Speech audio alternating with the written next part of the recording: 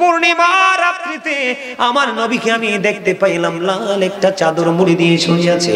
আমি একটা বার পূর্ণিমার চাঁদের দিকে তাকালাম, আর একটা বার নবীজির নূরানি চেহারার দিকে তাকালাম, একটা বার আমি পূর্ণিমার চাঁদের দিকে তাকাইলাম, আর একটা বার আমি নবীজির নূরানি চেহারা মোবারকের দিকে তাকালাম, একটা বার আমি পূর্ণিমার চাঁদের দিকে তাকালাম, আর একটা বার আমার প্রাণের নবীর নূরানি চেহারা মোবারকের দিকে তাকালাম। আমি চাইয়া দেখলাম রে আমার নবী পূর্ণিমার চাঁদ চাইতেও সুন্দর। ওই চাঁদের গায়ে কলঙ্ক আছে রে, আমার নবীর গায়ে কোনো কলঙ্ক নেই। জোরে জোরে সুবহানাল্লাহ। আল্লাহ কোরআন শরীফে 29 পারা সূরা কলামের মধ্যে বলেছেন ওয়া ইন্নাকা লাআলা খুলুকিন আযীম। আমার নবী হলেন উত্তম চরিত্রের অধিকারী। আমার নবী বলেছেন রে বিমানবন্দরের মানুষ, কক্সবাজারের মানুষ, আপনার অত্যন্ত কোলাহল এবং পৃথিবী নন্দিত একটা জায়গার মানুষ, কথা বলেন না কেন? আপনাদের সৌভাগ্য শুধু পৃথিবী বাংলাদেশের বিভিন্ন জেলা নয়, বিদেশ থেকে পর্যন্ত পর্যটকরা আসে আপনাদের এইখানে, কথা বলেন না কেন? এই জন্য বলছি ও বন্ধু, আল্লাহর হাবিব সরকারে মদিনা তিনি বলে দিয়েছেন প্রত্যেকটা মেশিন বা প্রত্যেকটা যন্ত্রকে ক্লিয়ার করার একটা মেশিন থাকে রে। যেমন আমি আপনাদেরকে বলতেছি, এটা কথা বলতে বলতে ঘেমে গেছে, কি হয়ে গেছে? এটা ঘেমে গেছে, এটাকে মুছতে হলে কিন্তু পেপার না হয় টিস্যু লাগবে, অন্যথায় কিন্তু কিছু করা যাবে না, কোনো না কিছু লাগবে, কিছু না থাকলে হাতে হলেও মুছতে হবে যদি কথা বলতে সমস্যা হয়। এক্সাম্পলটা সামনাসামনি দিলাম আপনাদেরকে সহজে বোঝার জন্য। আল্লাহর হাবিব সরকারে মদিনা বলে দিয়েছেন প্রত্যেকটা মেশিনকে ক্লিয়ার করার যন্ত্র আছে রে, আর মানুষের মনের ঘরের ময়লা পরিষ্কার করার যন্ত্র হলো মাওলার জিকির। তার মানে যত বেশি জিকির করবেন আপনার কাল তত বেশি নুরানি হয়ে যাবে, ময়লা তত বেশি দূর হয়ে যাবে রে। প্রত্যেকটা মানুষের দুই ধরনের খাবার প্রতিদিন জোগাড় করতে হবে। কয় ধরনের? একটা হলো দেহ, এই দেহের খাবার পৃথিবীর আনাজ কানাজ দোকানপাট সব জায়গায় পাওয়া যায়, কিন্তু রুহের খাবার পৃথিবীর বাজারে পাওয়া যায় না। বন্ধু, এই রুহের খাবার তুমি জোগাড় করতে হলে রে, ওই খাবার তুমি রুহের খাবার যদি জোগাড় করতে পারো তাহলে হবে তোমার ফিউচারটা হবে ব্রাইটনেস, ভবিষ্যৎ হবে আলোকিত। ও বন্ধু, এই রুহের খাবারের জন্য তোমাকে যেতে হবে আল্লাহর প্রিয় বান্দাদের কাছে। হুজুর, আল্লাহর প্রিয় বান্দা কারা? আল্লাহ রাব্বুল আলামিন বলে দিয়েছেন ইয়া আইয়ুহাল্লাযীনা আমানুত্তাকুল্লাহা ওয়াবতাগু ইলাইহিল ওয়াসিলা ওয়া কুনু মা'আস সাদিকিন। আল্লাহ বলেছেন হে ঈমানদারগণ, আল্লাহ বলেছেন O believers, you fear me, তোমরা আমাকে ভয় করো। জোরে জোরে সুবহানাল্লাহ, সুবহানাল্লাহ। তোমরা আমাকে ভয় করো, আমাকে পাওয়ার জন্য উসিলা তালাশ করো। আল্লাহ তোমাকে পাওয়ার জন্য উসিলাটা কি? আল্লাহ রাব্বুল আলামিন বলেছেন কোন মা'আস সাদিকিন, তোমাদের মধ্যে তিনি আছেন সেই সাদিকিন যাদেরকে আল্লাহ বলেছেন সাদিকিন মানে হলো সত্যবাদী লোক। জোরে জোরে করুন না সুবহানাল্লাহ। সাদিকিন মানে হলো কারা? বন্ধুরি আমার, আল্লাহ রাব্বুল আলামিন বলেছেন, বলবো সাদিকিন কারা? হক্কানি আলেম এবং হক্কানি আল্লাহর ওলিরা। আল্লাহ বলেছে ইন্নামা ইয়াখশাল্লাহা মিন ইবাদিহিল উলামা। পৃথিবীর বুকে আমার যে বান্দা আছে, আমার এই বান্দাগুলোর মধ্যে একমাত্র আমি আল্লাহকে ভয় করে থাকি, সত্যিকারের ভয় তারা হলো হক্কানি আলেম এবং হক্কানি আল্লাহর ওলিরা। সুবহানাল্লাহ। এখানে আলেমদের কথা বলা হয়েছে বন্ধু, আরো জোরে বলেন না সুবহানাল্লাহ, আরো জোরে বলেন সুবহানাল্লাহ। এই কথাটা কার? আলেমরা আল্লাহকে ভয় করে, হক্কানি আলেম। সব আলেম কিন্তু সঠিক নয়। আমার নবী বলেছেন তোমরা সাবধান হও, কিয়ামতের পূর্বক্ষণে এমন কিছু আলেম পৃথিবীতে বের হবে, তারা মন গড়া ফতোয়া দিয়ে দিয়ে সাধারণ মানুষকে বিভ্রান্ত করে ফেলবে। আজকে বিভ্রান্ত করার মতো বক্তব্য আমাদের মাঝে আছে না নাই? বন্ধুরে আমার, আল্লাহ রাব্বুল আলামিন বলেছেন আল্লাযীনা আমানু, যারা ঈমান এনেছে, ওয়া কানু ইয়াত্তাকুন এবং তাকওয়া অবলম্বন করেছে, লাহুমুল বুশরা, তাদের জন্য সুসংবাদ, ফিল হায়াতিদ দুনিয়া, দুনিয়ার জীবনে, ও ফিল আখিরাহ এবং পরকালের জীবনে। জোরে জোরে আল্লাহু আকবার। আল্লাহ রাব্বুল আলামিন বলেছেন বলেছে তুমি রুহের খোরাক যদি জোগাড় করতে চাও, পরকালের বন্ধু যদি তুমি পৃথিবীতে পাইতে চাও, আল্লাহ বলেছেন ইন্নাল্লাযীনা ইউবাইউনাকা ইন্নামা ইউবাইউনাল্লাহ ইয়াদুল্লাহি ফাওকা আইদিহিম। আল্লাহ বলেছেন নিশ্চয়ই যারা আল্লাহর হাতে, আল্লাহর ওলির হাতে হাত রাখে তারা যেন আল্লাহর কুদরতি হাতে হাত রাখে। আল্লাহর ওলির হাতের উপরে আল্লাহর কুদরতি হাত। জোরে জোরে করুন না সুবহানাল্লাহ, আর জোরে বলেন না সুবহানাল্লাহ। আল্লাহ বলেছেন ইয়া আইয়ুহাল্লাযীনা আমানু আতিউল্লাহ ওয়া আতিউর রাসূলা ওয়া উলিল আমরি মিনকুম। আল্লাহ বলেছেন হে ইমানদারগণ তোমরা আল্লাহর অনুগত করো, রাসূলের অনুগত করো। ওলিল আমর দ্বারা তিনি সম্বোধন করেছেন তোমাদের মধ্যে যে ওলিল আমর আছে তাদের অনুগত করো। জোরে জোরে করুন না সুবহানাল্লাহ। কারণ আপনি আল্লাহকে রাজি করতে চান, কিন্তু আল্লাহকে তো সরাসরি দেখা সম্ভব না। মূসা নবী বলেছেন রব্বি আরিনি, আল্লাহ বলেছেন লান তারানি। মূসা দেখতে চাইলেন, আল্লাহ না করে দিলেন, ঠিক কিনা বলেন? তাহলে আপনার আমার তো সহজে আল্লাহকে দেখা সম্ভব হবে না। এই জন্য আল্লাহ রাব্বুল আলামিন বলে দিয়েছে তোমরা আমাকে রাজি করতে হলে চলে যাও আমার হাবিবের কাছে। আল্লাহ বলেছেন মাইয়ুতি'র রাসূল ফাকাদ আতাল্লাহ, হি হো ওবিস দা এপস্টিল ওবিস আল্লাহ। যে ব্যক্তি রাসূলের নির্দেশ মানলো সে যেন আল্লাহ রাব্বুল আলামিনের নির্দেশ মানলো। তার মানে রাসূলের আদেশ নির্দেশ মানলে আল্লাহ মানা হয়ে যায়। এখন আপনারা প্রশ্ন করতে পারেন হুজুর আমরা কেমন করে আল্লাহ রাসূল পর্যন্ত যাব? আল্লাহ রাব্বুল আলামিন বলে দিয়েছেন তোমরা কি করো, ফাদখুলি ফি ইবাদি ওয়াদখুলি জান্নাতি।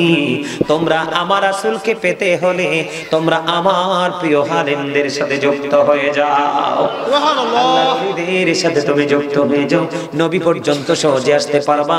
আর নবীর কাছে আসা মানে তো আমি আল্লাহকে পেয়ে যাওয়া। জোরে জোরে করুন না সুবহানাল্লাহ।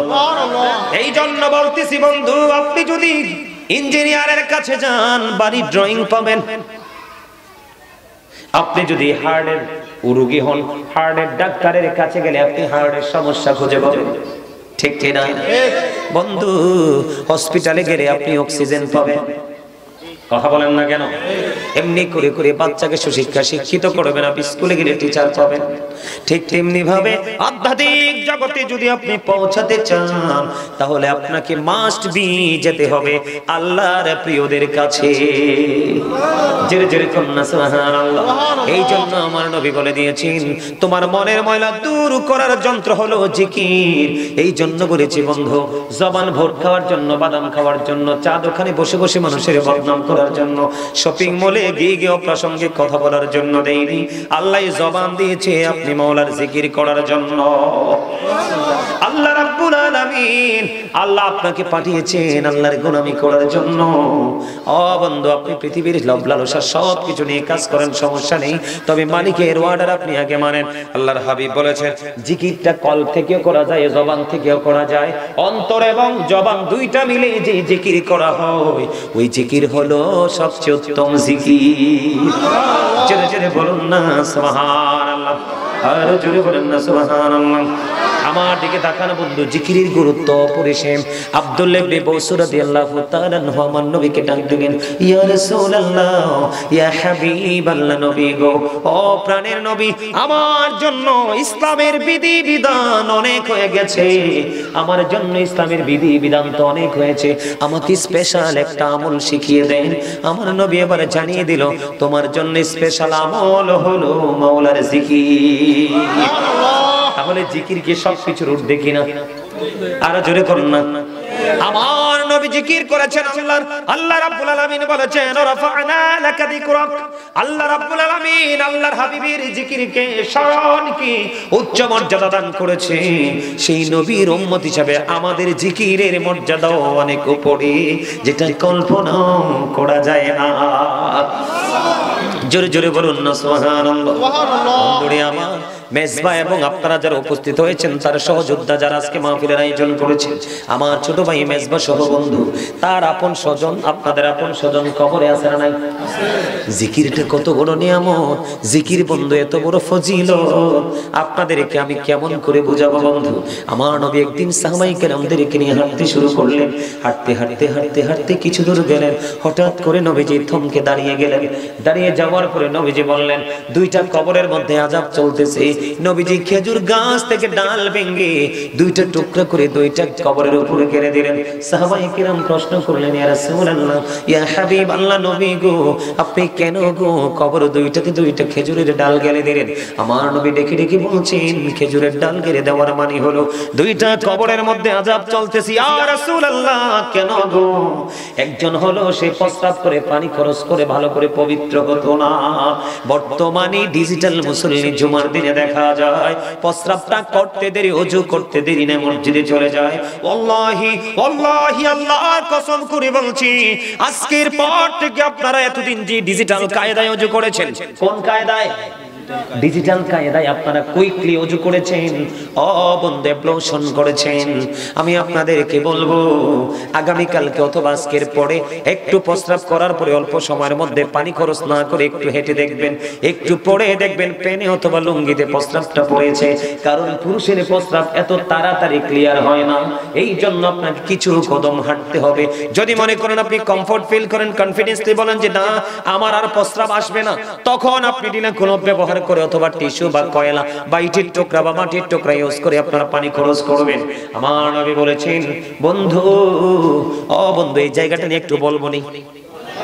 সাদ বিন মুআজ রাদিয়াল্লাহু তাআলা আনহু প্রস্রাব করার পরে পবিত্রতার গুরুত্ব, কারণ হলো আজকে আপনারা যারা এই জিকিরের জলসায় বসেছেন, আপনাদের শরীর যদি পবিত্র না হয় জিকির কবুল হবে না।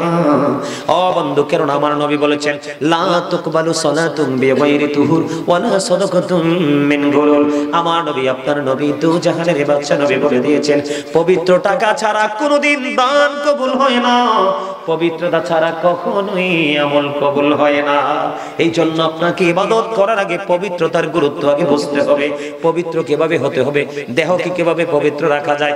আপনি ওযু করলেন ঠিক, কাপড় করলেন ঠিক, ওযু প্রস্রাব করে পানি খরচ করলেন ঠিক মতো, কিন্তু দেহটা নাপাক, ওই দেহের ইবাদত আল্লাহ পর্যন্ত পৌঁছাবে না। বন্ধু, আমি সেই দিকে যাব না। আল্লাহর হাবিব বলেছেন, পবিত্রতা ছাড়া নামাজ কবুল হয় না, ইবাদত কবুল হয় না। আর হালাল টাকা হারাম, হালাল টাকা ছাড়া দানও কবুল হয় না। আমার দিকে তাকান, যেহেতু জিকিরের সাথে এটা সম্পৃক্ত। বন্ধু, সাদ বিন মুআজ রাদিয়াল্লাহু তাআলা আনহু ইন্তেকাল করলো। ইন্তেকাল করার পরে বন্ধু তাকে দাফন করা হলো, জানাজা দেওয়া হলো। আমার নবী সাহাবায়ে কেরামদেরকে নিয়ে তার পাশে বসে বন্ধু তাসবিহ তাহলিল পড়ছে, দোয়া করতেছে। সাহাবায়ে কেরাম প্রশ্ন করলো, ইয়া রাসূলুল্লাহ, ইয়া হাবিবাল্লাহ, নবী, নবী গো, প্রাণের নবী, আপনি কেন গো তার কবরের পাশে দাঁড়িয়ে দাঁড়িয়ে কেন গো আপনি দোয়া করতেছেন, এই তাসবিহ তাহলিল পাঠ করছেন?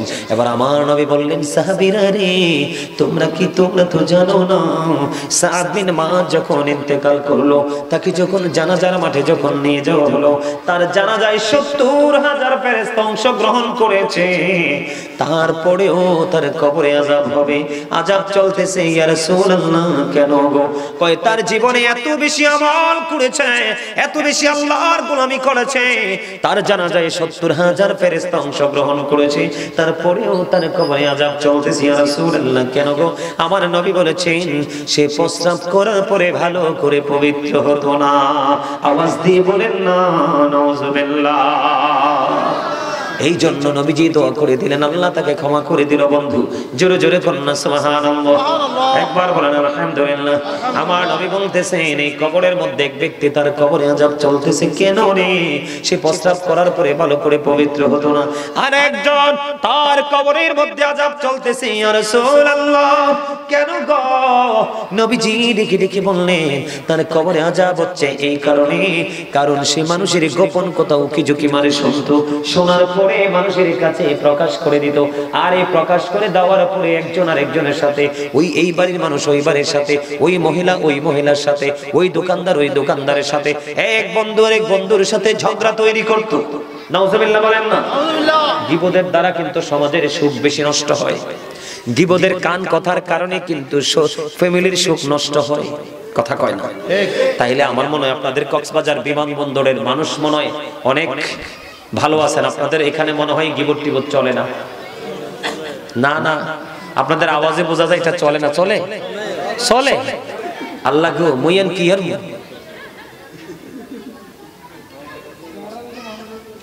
আল্লাহ বলেছেন, আল ফিতনাতু আশাদ্দু মিনাল কতল। সমাজের মধ্যে গীবত দ্বারা কান কথা দ্বারা সমাজের মধ্যে গোলযোগ সৃষ্টি করে হত্যা মারামারি, এই যাতার দ্বারা হয়, আল্লাহ রাব্বুল আলামিন বলেছেন সেই যেন হত্যার চেয়ে বড় জঘন্য অপরাধ করলো। আরো জোরে কি তারে তে চলে গেছে কিল্লাইতে বসার পরে দিয়ে শুধু হাসে আর পান খায়, ব্যাপার কি? ও আচ্ছা, তারে কো আইতে টুপিটা লই আইতে। আলহামদুলিল্লাহ কোন আলহামদুলিল্লাহ, আরে জোরে আলহামদুলিল্লাহ। বন্ধুরি আমার বলতেছিলাম দুইটা কবরের মধ্যে যে নবী গো বুঝতে পেরেছি। ও এদিকে আসেন, আপনি উপরে আসেন, স্টেজে আসেন। বন্ধুরি আমার নবী গো বুঝতে পারলাম কবর দুইটাতে আযাব হইতেছে, কিন্তু খেজুরের ডাল গেড়ে দেওয়ার কারণ কি? আমার নবী বললেন দুইটা খেজুরের ডাল দুইটা কবরের উপরে গেড়ে দিয়েছি, যতক্ষণ পর্যন্ত সবুজ থাকবে রে এই খেজুরের ডাল দুইটা, যতক্ষণ পর্যন্ত সবুজ থাকবে ততক্ষণ পর্যন্ত মাওলার জিকির করবি। আর ওই জিকিরের ফজিলতে আমার আল্লাহ কবরবাসীর কবর আযাব বন্ধ করে দিবি। তাহলে জিকিরের দাম আছে না নাই? আরো জোরে বলেন না আছে না নাই? আরো জোরে বলেন আছে না নাই? হাসবি রাব্বি জাল্লাল্লাহ ফি কলবি গিল্লাহ নূর মুহাম্মদ সাল্লাল্লাহ লা ইলাহা ইল্লাল্লাহ নূর মুহাম্মদ সাল্লাল্লাহ লা ইলাহা ইল্লাল্লাহ হাসবি রাব্বি জাল্লাল্লাহ ফি কলবি গিল্লাহ নূর মুহাম্মদ সাল্লাল্লাহ লা ইলাহা ইল্লাল্লাহ নূর মুহাম্মদ সাল্লাল্লাহ লা ইলাহা ইল্লাল্লাহ। আমরা সবাই গুনাহগার ডাকি তোমায় বারবার, আমরা সবাই গুনাহগার ডাকি তোমায় বারবার, দয়ালে নবীর উসিলায় পার কইরো হাসর বেলা। হাসবি রাব্বি জাল্লাল্লাহ না ফি কলবি গায়রুল্লাহ নূর মুহাম্মদ সাল্লাল্লাহ লা ইলাহা ইল্লাল্লাহ নূর মুহাম্মদ সাল্লাল্লাহ লা ইলাহা ইল্লাল্লাহ। আল্লাহ তুমি নিরাকার নাই তোমার আকার সাকার, আল্লাহ তুমি নিরাকার নাই তোমার আকার সাকার, কোন নামে ডাকিব তোমায় বলে দাও মাবুদ আল্লাহ। হাসবি রাব্বি জাল্লাল্লাহ মা ফি কলবি গায়রুল্লাহ নূর মুহাম্মদ সাল্লাল্লাহ লা ইলাহা ইল্লাল্লাহ নূর মুহাম্মদ সাল্লাল্লাহ লা ইলাহা ইল্লাল্লাহ লা ইলাহা ইল্লাল্লাহ মুহাম্মাদুর রাসূলুল্লাহ সাল্লাল্লাহু আলাইহি ওয়াসাল্লাম। আপনারা এখনো অনেকেই দেখছি জিকির করেন না, জিকিরের জলসায় বসে জিকির করেন না, এই জবানের হিসাবটা কেমনে দিবেন? আল্লাহ কয় বান্দা ইন্না বাতশা রাব্বিকা লাশাদীদ। আল্লাহ রাব্বুল আলামিন বলতেছেন the sieging of Allah is difficult। আল্লাহ রাব্বুল আলামিন বলতেছে আল্লাহর ধরা, আল্লাহর পাকড়াও বড় শক্ত, বড় কঠিন। তার মানে আল্লাহ আল্লাহর বান্দাকে শক্ত করে ধরবে। আল্লাহ বলেছেন ইন্নাল্লাহা সারিউল হিসাব, Allah is quick to take account, Allah হিসাব গ্রহণে অত্যন্ত তৎপর। এরে যুবক, আমার ভাই, আমার বাবারা, আমার মা বোনদেরকে বলবো গো, প্রাণ করে জিকির করো। কারণ এই দুনিয়ায় বন্ধু পাওয়া যায় অসুস্থ হলে, অভাবে পড়লে হেল্প টাকা পয়সা পাওয়া যায়, অসুস্থ হলে ট্রিটমেন্ট পাওয়া যায়, বিপদে পড়লে সহযোগী পাওয়া যায়, কিন্তু পরকাল বড় ভয়ঙ্কর। আল্লাহ বলেছেন লা ইয়ামুতু, আর মরতে পারবা না, ফিহা ওয়ালা ইয়াহইয়া, বাঁচতেও পারবা না, ওমা হুমান হাবি গায়িবিন, ওখান থেকে পালাইতেও পারবা না। এই জন্য বলছি কক্সবাজার বিমানবন্দরের মানুষ, হৃদয় খুলে শোনো, আজকে এমন হতে পারে মাহফিল তোমার নাজাতের উসিলা, এই মাহফিলের উসিলায় তোমার আপনজনের কবর আযাব আল্লাহ বন্ধ করে দিতে পারে। বন্ধুরে আমার, জিকিরের ফজিলত এত বেশি রে। আমার দিকে তাকান, জিকিরের মধ্যে যেই জিকিরটা একই জায়গায় দাঁড়িয়ে এবং বসে সম্পূর্ণ করা হয়, এটাকে বলা হয় মালিকের জিকিরের জলসা। যেমন নামাজ হলো মাওলার জিকিরের জলসা, কারণ এটা একই জায়গায় দাঁড়িয়ে এবং বসে সম্পূর্ণ করা হয়। এটা জিকির কিনা বলেন? এটাও জিকিরের জলসা। এখানে আমরা দাঁড়িয়ে এবং বসে জিকির আজকে সম্পূর্ণ করব, এটাও জলসা। ও বন্ধু, এই জিকির আপনার জীবনের গুনাহগুলি maaf করে দিবে, এই জিকির আপনার মর্যাদা বৃদ্ধি করে দিবে, এই জিকির আপনার হার্টকে স্ট্রং করবে, এই জিকিরের কারণে আপনার জীবনের সব কিছু সুন্দর হয়ে যাবে। আপনার অভাব অনটন দুঃখ দুর্দশা শত্রু থাকবে না।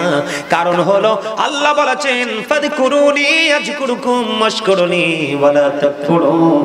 আল্লাহ বলেছেন তোমরা আমাকে স্মরণ করো, আমি তোমাদেরকে স্মরণ করব। তোমরা আমার প্রতি কৃতজ্ঞ হও, অকৃতজ্ঞ হও না। জোরে জোরে সুবহানাল্লাহ। তার মানে আপনি জিকির করছেন, আল্লাহ আপনার জিকির করছে, তার মানে আল্লাহর রহমতের ছায়াতলে আপনাকে রেখেছে। কোন শত্রু আপনাকে ঘায়েল করতে পারবে না। আল্লাহু খায়রুল মাকিরিন। শ্রেষ্ঠ ক্ষমতা শ্রেষ্ঠ কৌশলের মালিক হলো আমার আল্লাহ। যারা জিকির করে তাদের কোনো ভয় নেই, তাদের কোনো বন্ধু শত্রু নেই, শত্রুতা করেও বন্ধু টিকে থাকতে পারবে না। জিকির মানুষকে কত দূর পর্যন্ত নিয়ে যায় আমি আপনাদেরকে বলি। এই জিকিরের মধ্যে অন্যতম জিকির হলো নামাজ। কথা কন না কেন? আমি তো দলিল দিয়ে কথা বলছি। সূরা আনকাবুতের মধ্যে আল্লাহ বলেছেন ইন্না সলাতা তানহা আনিল ফাহশাই ওয়াল মুনকার। নামাজ মানুষকে খারাপ কাজ থেকে বাঁচিয়ে রাখে। আস-সালাতু মি'রাজুল মুমিনিন। নামাজ হলো মুমিনদের জন্য মেরাজ। মিফতাহুল জান্নাতিস সালাহ। নামাজ হলো জান্নাতের চাবি।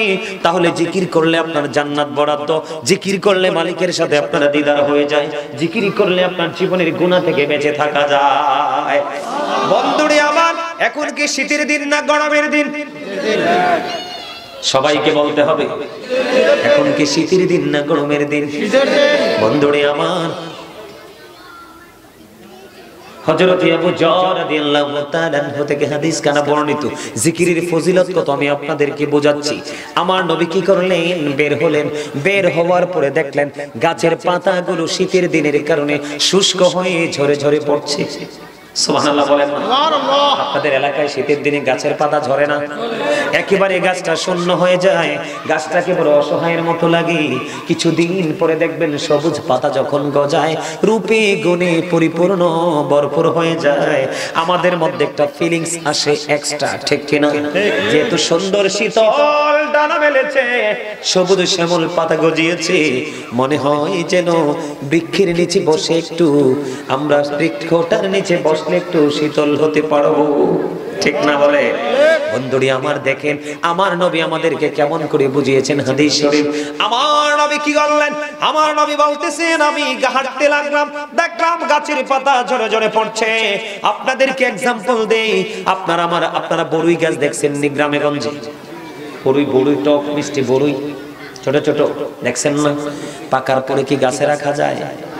আম পাকার পরে হাজার চেষ্টা করলে কি গাছে রাখা যায়? কোনোভাবে ফাঁকা ফল গাছে রাখা যায় না। ও বন্ধু, কি মধুর খবর! জিকির কত বড় নিয়ামত আপনারা দেখেন। আমার নবী ডাক দিলেন, রে আবু যর।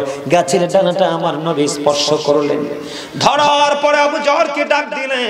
আবু যর একটা উত্তর দিল, লাব্বাইকা ইয়া রাসূলুল্লাহ, ইয়া হাবিবাল্লাহ, নবী আমি হাজির গো। আমার নবী একটা ডাক দিয়ে বললেন, রে আবু যর, নজর দিয়ে চাইয়া দেখো, শীতের কারণে শুষ্ক হয়ে গাছের পাতাগুলো ঝরে ঝরে পড়ছে। রে আবু যর, এই শীতের কারণে গাছের পাতাগুলো যেমনি ঝরে, গাছটা শূন্য হয়ে গেছে রে, ঠিক তেমনি ভাবে আল্লাহর প্রিয় বান্দা জিকিরের জলসা যেমন নামাজ হলো একটা অংশ জিকিরের, সর্বোত্তম জিকির হলো নামাজ। আমার নবী বলতেছেন, কোন বান্দা যখন নামাজের মাধ্যমে জিকিরের মাধ্যমে মালিকের কদমে সিজদা দিবে, আমার আল্লাহ খুশি, এত বেশি খুশি হবে, সিজদাটা দিতে দেরি রে ওই গাছের পাতার মতো সবগুলো গুনাহ ঝরে পরিষ্কার হয়ে যাবে। জোরে জোরে সুবহানাল্লাহ বলেন না, জোরে জোরে সুবহানাল্লাহ। একটু জিকির কি করবেন?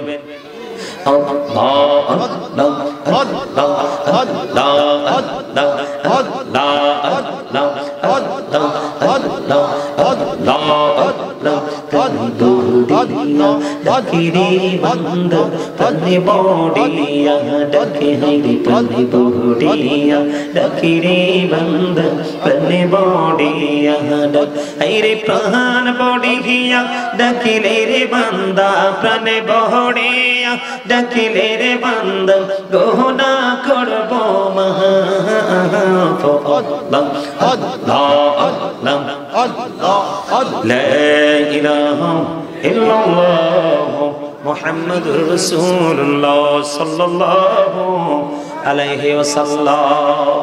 আপনারা জিকিরে অ্যাক্টিভ না, এজন্য আমি জিকির করে মজা পাই না। ও যেমনি আমার সাথে সাথে জিকির করছে, আপনারা শুধু আল্লাহ আল্লাহ জিকির করতেন আর আমি সাথে সাথে কাসিদাগুলো মিলাইতাম, দেখতেন কি মজা হইতো। আপনারা অ্যাক্টিভ না, অনলাইন থেকে আমার জিকিরগুলো শুনবেন, শুনে নিজেদের দক্ষতাকে বাড়াবেন, কারণ আল্লাহর কাছে যেতে হবে। কোন মুখ নিয়ে যাবে? আল্লাহ তো আপনাকে পেট ভরে খাইয়ে পিঠ লাগিয়ে শুধু ঘুমানোর জন্য পৃথিবীতে পাঠায় নাই, আপনাকে কিছু দায়িত্ব দিয়ে পাঠিয়েছে। দায়িত্ব কি পালন করছেন? কোন মুখ নিয়ে যাবেন আল্লাহর কাছে? আল্লাহ বলছে সাবধান, দুনিয়ার মানুষ তোমরা দুনিয়াতে লুকাইতে পারো, কিন্তু মরার পরে লুকাইতে একদিন এমন অবস্থা হবে। আল্লাহ কি বলেছেন? وَإِذَا الْقُبُورُ بُعْثِرَتْ عَلِمَتْ نَفْسٌ مَا قَدَّمَتْ وَأَخَّرَتْ। আল্লাহু আকবার বলেন না। একদিন কবরটা ওপেন হবে কিনা, ওই দিনটা কোন দিন? কিয়ামতের দিন, কাল হাসরের দিন। আপনার আমার প্রাণের নবী জানিয়ে দিয়েছে, আল্লাহ জানিয়ে দিয়েছেন, ওই দিন প্রত্যেকেই জানতে পারবা, দেখতে পারবা কে কি করেছো আর কি করনি। আপনি আমি লুকাইবার কোনো সুযোগ নাই, কারণ কে রামান কাঁদিবে কাঁদে বসিয়া, সকল কর্ম লিখিতেছে হুকুমনিয়া, আল্লাহর হুকুমনিয়া। 40 কদম হাঁটিয়া আসবে রে সজন, মুনকার নাকির হাজির হইবে রে তখন। ঘুমটা খুলিয়া সওয়াল ও মুসলিম ভাই, ঘুমটা খুলিয়া সওয়াল করিবে তখন।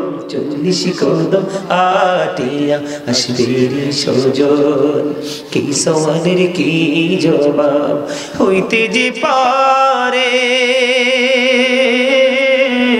সময় থাকিতে ও জানিও তারে, ও জানিও তারে। এগুলো বিবেকবান মানুষের হৃদয় পর্যন্ত পৌঁছাবে।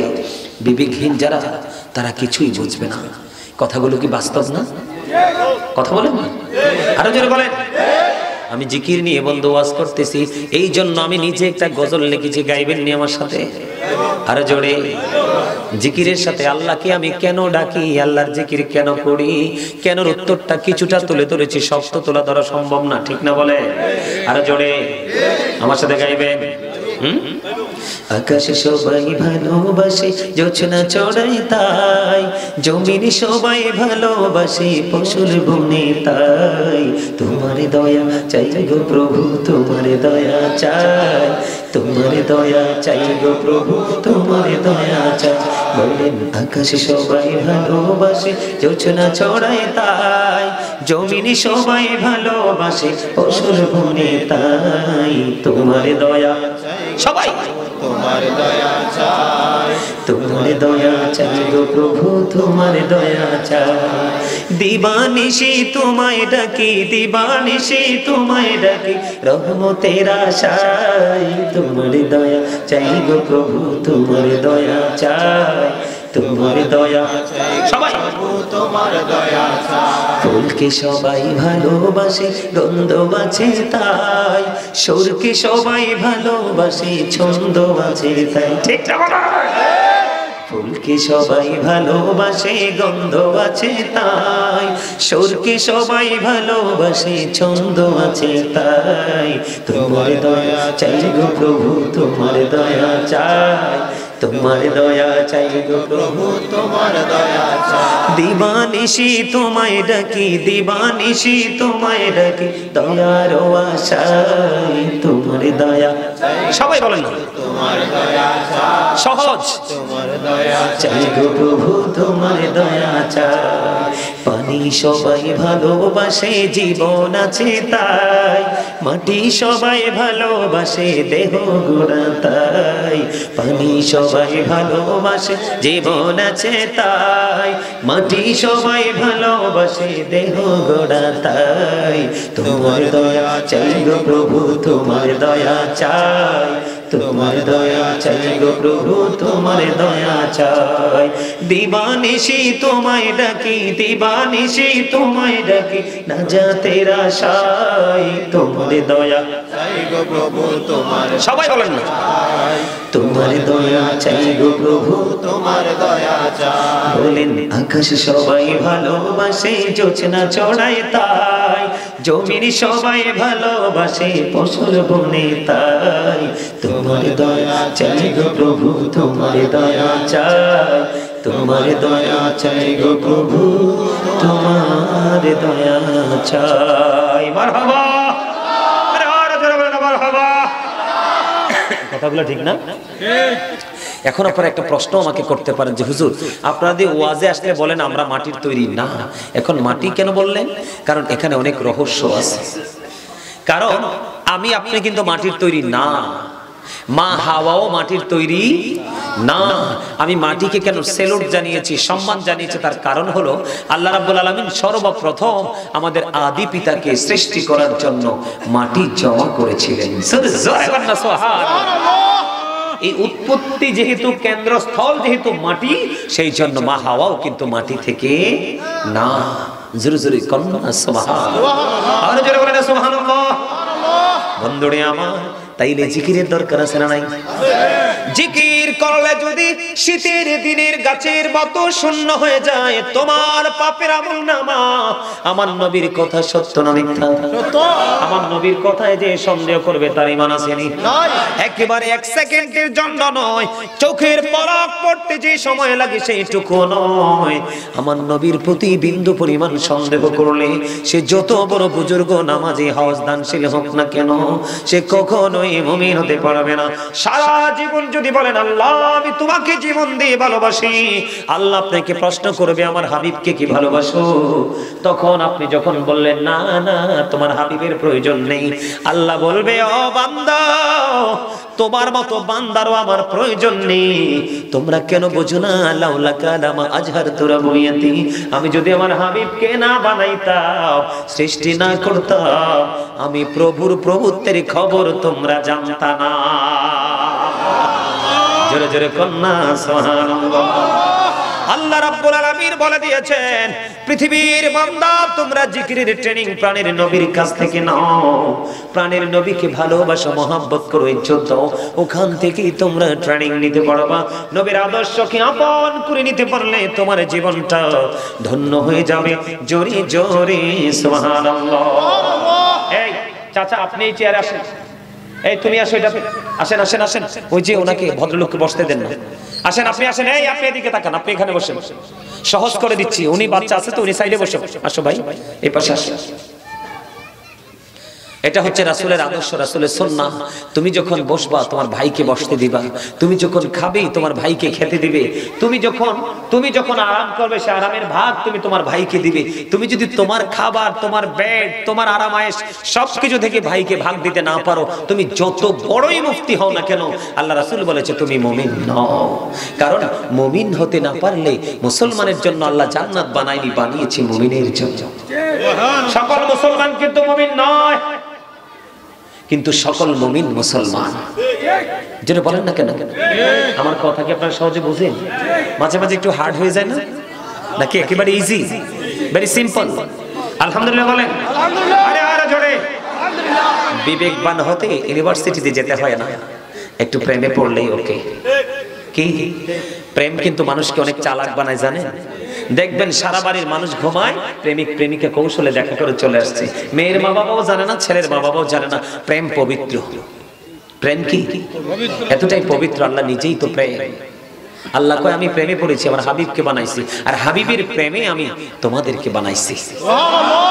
আমার নবী বলেছেন, আমার দিকে দেখেন, আমার নবী বলেছেন, প্রফেট সে, আমার নবী বলেছেন ও যাবে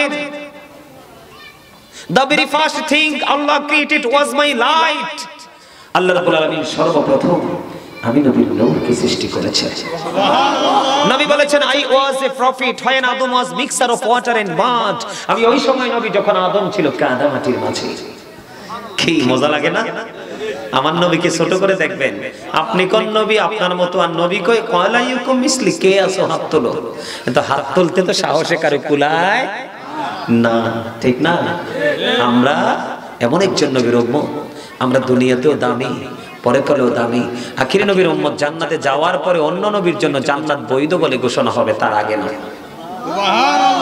কিন্তু আমরা তো অপবিত্র হয়ে যাচ্ছি কবরে। দাড়ির স্টাইল ইহুদিদের স্টাইল, চুল কাটার স্টাইল ইহুদিদের স্টাইল, পেন পরার স্টাইল ইহুদিদের স্টাইল, পথ চলার স্টাইল ইহুদিদের স্টাইল, দৃষ্টিভঙ্গি পুরো বেঈমান কাফেরদের দৃষ্টিভঙ্গি। আল্লাহ কয় ইন্নাল কাফিরিনা কানু লাকুম আদুওয়াম মুবিনা। আল্লাহ বলেছেন the heretics are the eternal enemy of the believers. ঈমানদারদের প্রকাশ্য শত্রু হলো বেঈমানেরা। আল্লাহ কয় তোমরা আমার জিকির করো, আমি তোমাদের জিকির করব।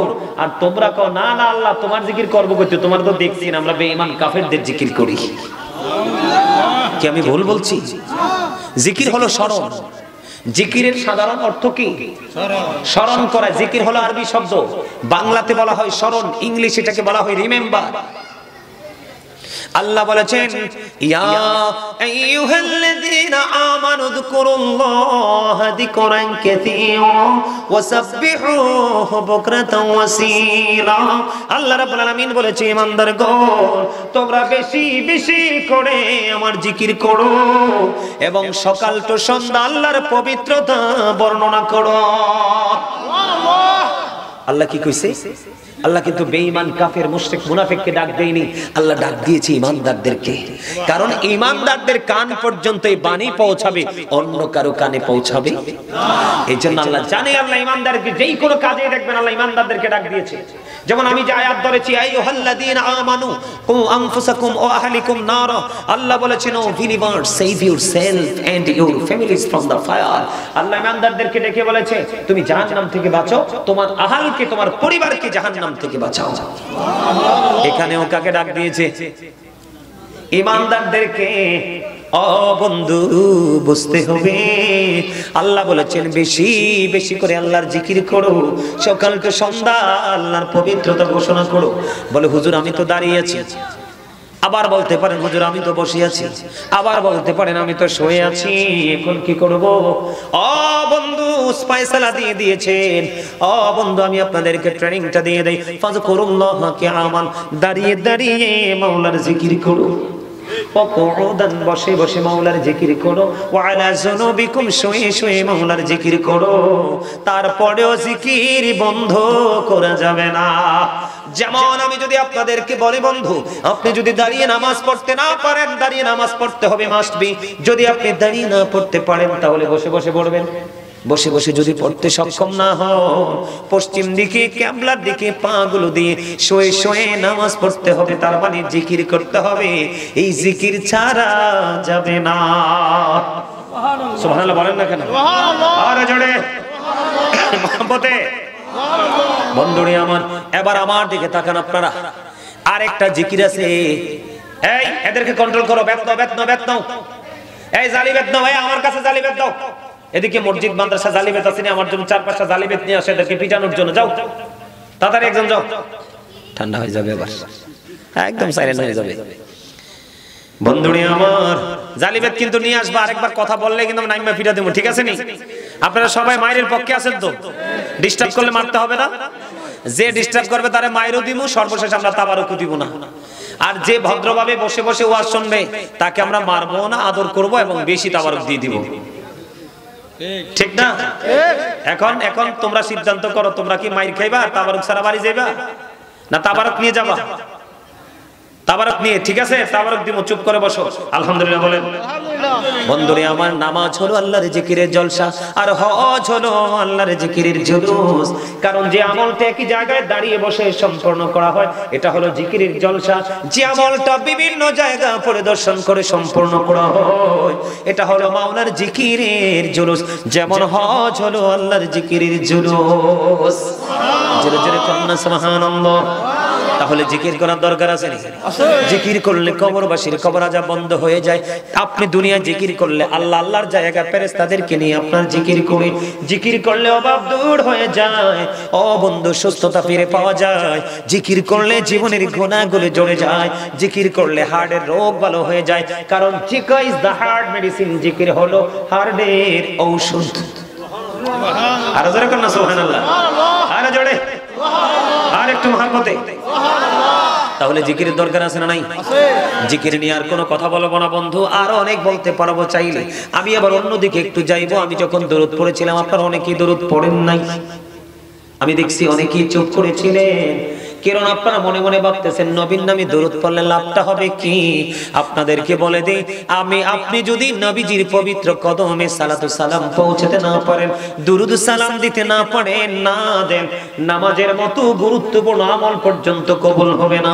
হুজুর, তাহলে কোথায় থাকবে আপনার আমল? আসমান এবং জমিনের মধ্যখানে ঝুলন্ত থাকবে। জোরে জোরে নাউজুবিল্লাহ। আমি আপনাদেরকে শুরুটা করব এমন ভাবে, ইহুদি খ্রিস্টান আল্লাহর প্রেম, কিন্তু আল্লাহ বলেছেন নো, সে বলুন ইফ ইউ ডু লাভ আল্লাহ, যদি তোমরা আল্লাহকে ভালোবেসে থাকো, ফলো মি মুহাম্মদ সাল্লাল্লাহু আলাইহি ওয়াসাল্লাম, মুহাম্মদ সাল্লাল্লাহু আলাইহি সাল্লামের অনুগত হয়ে যাও। লাভটা হবে কি? আল্লাহ বলেছেন আল্লাহ উইল লাভ ইউ, আল্লাহ তোমাদেরকে ভালোবাসবে, এন্ড ফরগিভ ইউর সিনস, আল্লাহ বলেছেন তোমাদের জীবনের গুনাহগুলি maaf করে দিবে।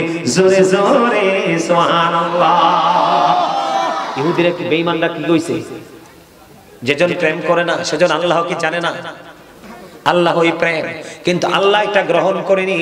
আল্লাহ বলেছে না না, আমাকে প্রেম বলে আখ্যায়িত করতে হবে না, আমাকে পাইতে হলে চলে যাও আমার বন্ধুর কাছে। قل إن كنتم تحبون الله فاتبعوني يحببكم الله ويغفر لكم ذنوبكم والله غفور رحيم।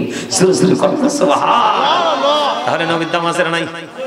And we have not seen Allah yet we are to believe la ilaha illallah, there is no good but Allah, la ilaha illallah, there is no good but Allah, Muhammadur Rasulullah sallallahu alaihi wasallam is the messenger of Allah। আওয়াজে করুন সুবহানাল্লাহ।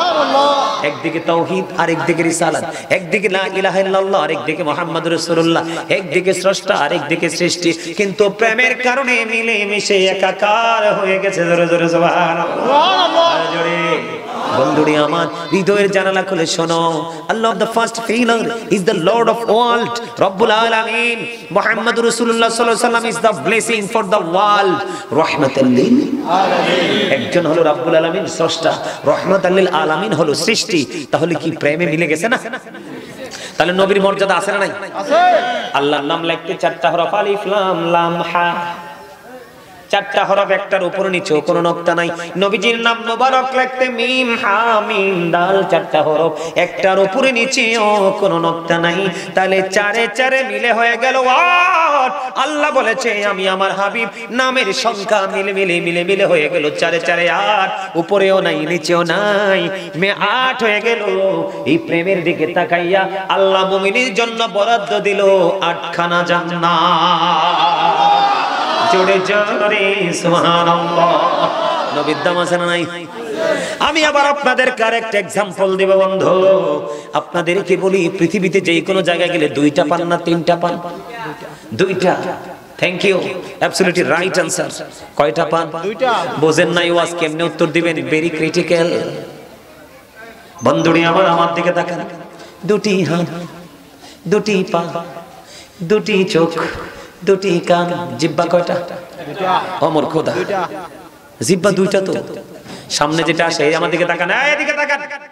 আল্লাহ যে এটা হচ্ছে বাটপাট্টা, সুদের হোক, ঘুষের হোক, সিটারির হোক, বাটপাড়ির হোক, জমি দখল করার হোক, পিস্তল ঠেকানো টাকা হোক, বাবুর সিটে যদি বালা হয়, লবণ টবণ ঠিকঠাক হয়, দেখবেন বর্ডার খালি ক্রসিং হবে। কি মিথ্যা কথা বলছি নাকি? কি না? আপনারা এগুলো তো ওয়াজ, বুদ্ধিমান মানুষের জন্য এগুলো শিক্ষা। আমি আপনাদেরকে একেবারে ন্যাচারাল, একবারে কমন আঞ্চলিক ভাষায় বলছি, যেন আপনারা সবাই এটাকে আয়ত্তে নিতে পারেন। এটা কি টাউট? আমি এটাকে টাউট হিসাবে চিনি। আমি কি ভুল বলছি? খাবারটা একটু টেস্টি হলে কি খালি ক্রসিং হয় না? এই পর্যন্ত আসে মা গোমা কতলা খাইছে, হাইয়া আলাইহিস সালাম, নামাজের টাইম হয়েছে, খবর নাই, জায়গাতে কি হয়ে গেছে।